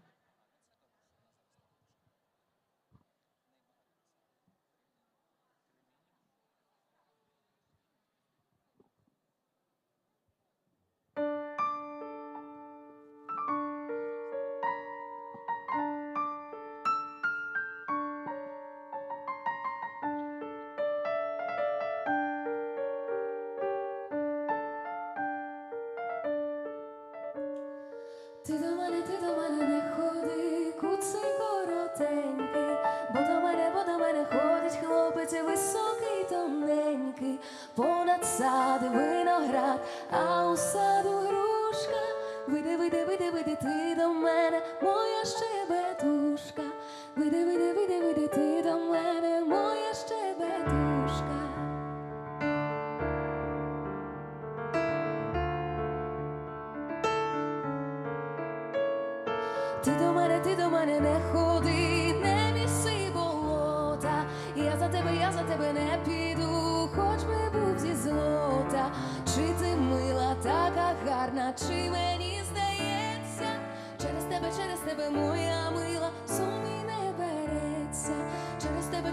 тебе, моя мила, сон мій не береться.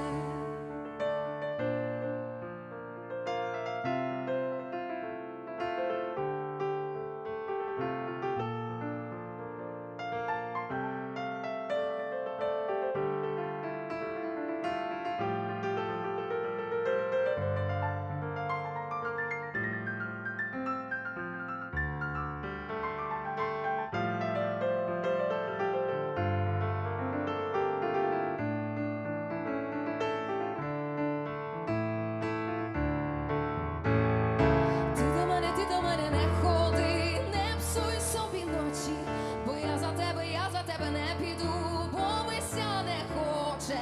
Перестань, перестань до мене ходити. Є у мене гарний хлопець, буде м'я любити.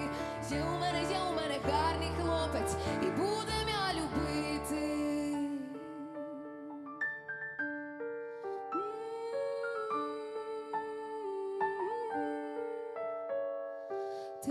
Ти до мене не ходи, куций коротенький, бо до мене ходить хлопець, високий, тоненький, понад сад виноград, а у саду грушка. Вийди, вийди, вийди, вийди ти до мене, моя щебетушка. Вийди, вийди, вийди, вийди ти до мене, моя щебетушка.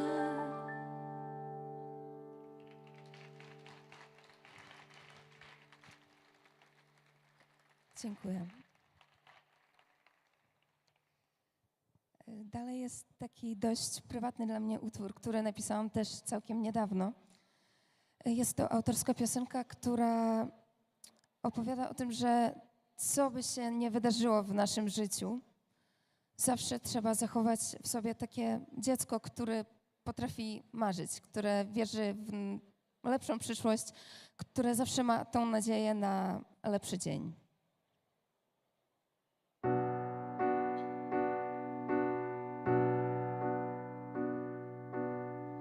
Zobaczę w oknie poranne niebo i zachwycenie wiatru, polecę tam. Mam przecież wszystko w swym dużym sercu, mocy, żeby iść łamać te przeszkody, sobie wierzyć i robić nowe próby. Otworzę serce na przekór światu. On przecież bezgraniczny, jak miłość jest. Otworzę serce całemu światu i powiem, że chcę. A ja chcę marzyć, marzyć, po prostu marzyć. Ja chcę śnić. A ja chcę marzyć, marzyć, po prostu marzyć. Ja chcę być. Znikając w obłokach, otwiera się droga do prawdziwych doznań, a tam beztroskie uśmiechy w prawdziwym pośpiechu. Szlak wiodący mnie do nieznanych granic, ufam im i odnajdę za nic. Otworzę serce całemu światu. On przecież bezgraniczny, jak miłość jest. Otworzę serce całemu światu i powiem, że chcę. A ja chcę marzyć, ja chcę marzyć, po prostu marzyć. Ja chcę śnić, a ja chcę marzyć, marzyć, po prostu marzyć. Ja chcę być.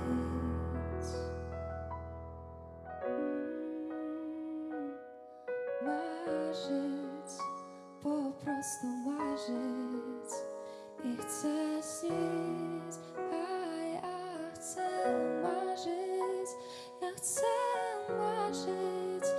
попросту маршить, попросту быть.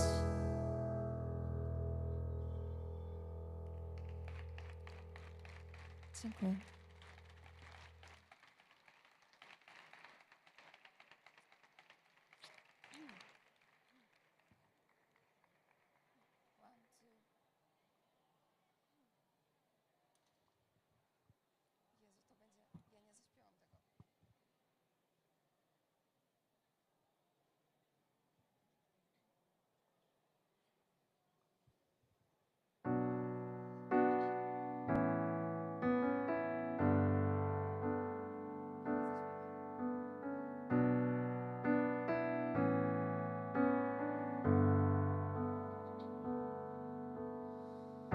Полетів бим на край світа, як вітер, що в поле літа, де в америцький край. Лем жаль миття моя хижо, лем жаль миття моя хижо, солом'яна жаль. Лем жаль миття моя хижо, лем жаль миття моя хижо, солом'яна жаль.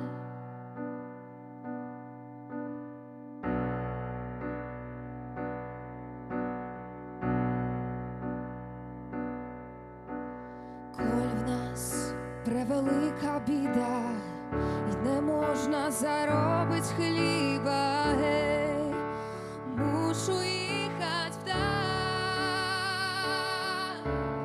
Лем жаль ми вас, мої верхи, лем жаль ми вас, мої верхи, зелені жаль. Лем жаль ми вас, мої верхи, лем жаль ми вас, мої верхи, зелені жаль.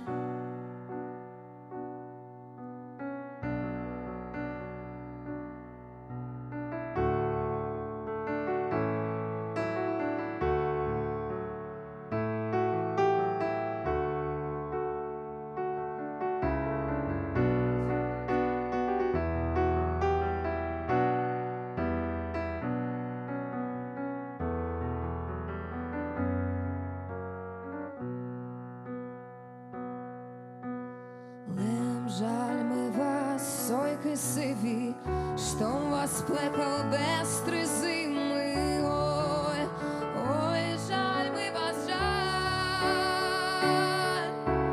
Хоч в нас біда, не поїду, хоч в нас біда, не поїду в америцький край. Хоч в нас біда, не поїду, хоч в нас біда, не поїду в америцький край.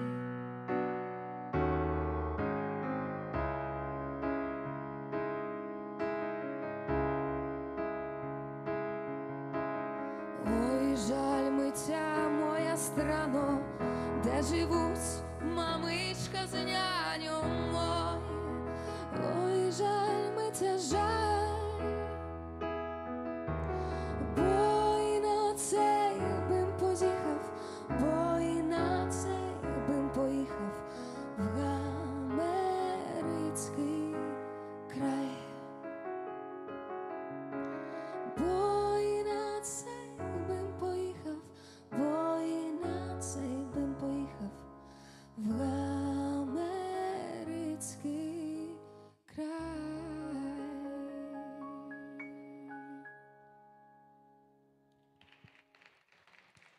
Dziękuję bardzo.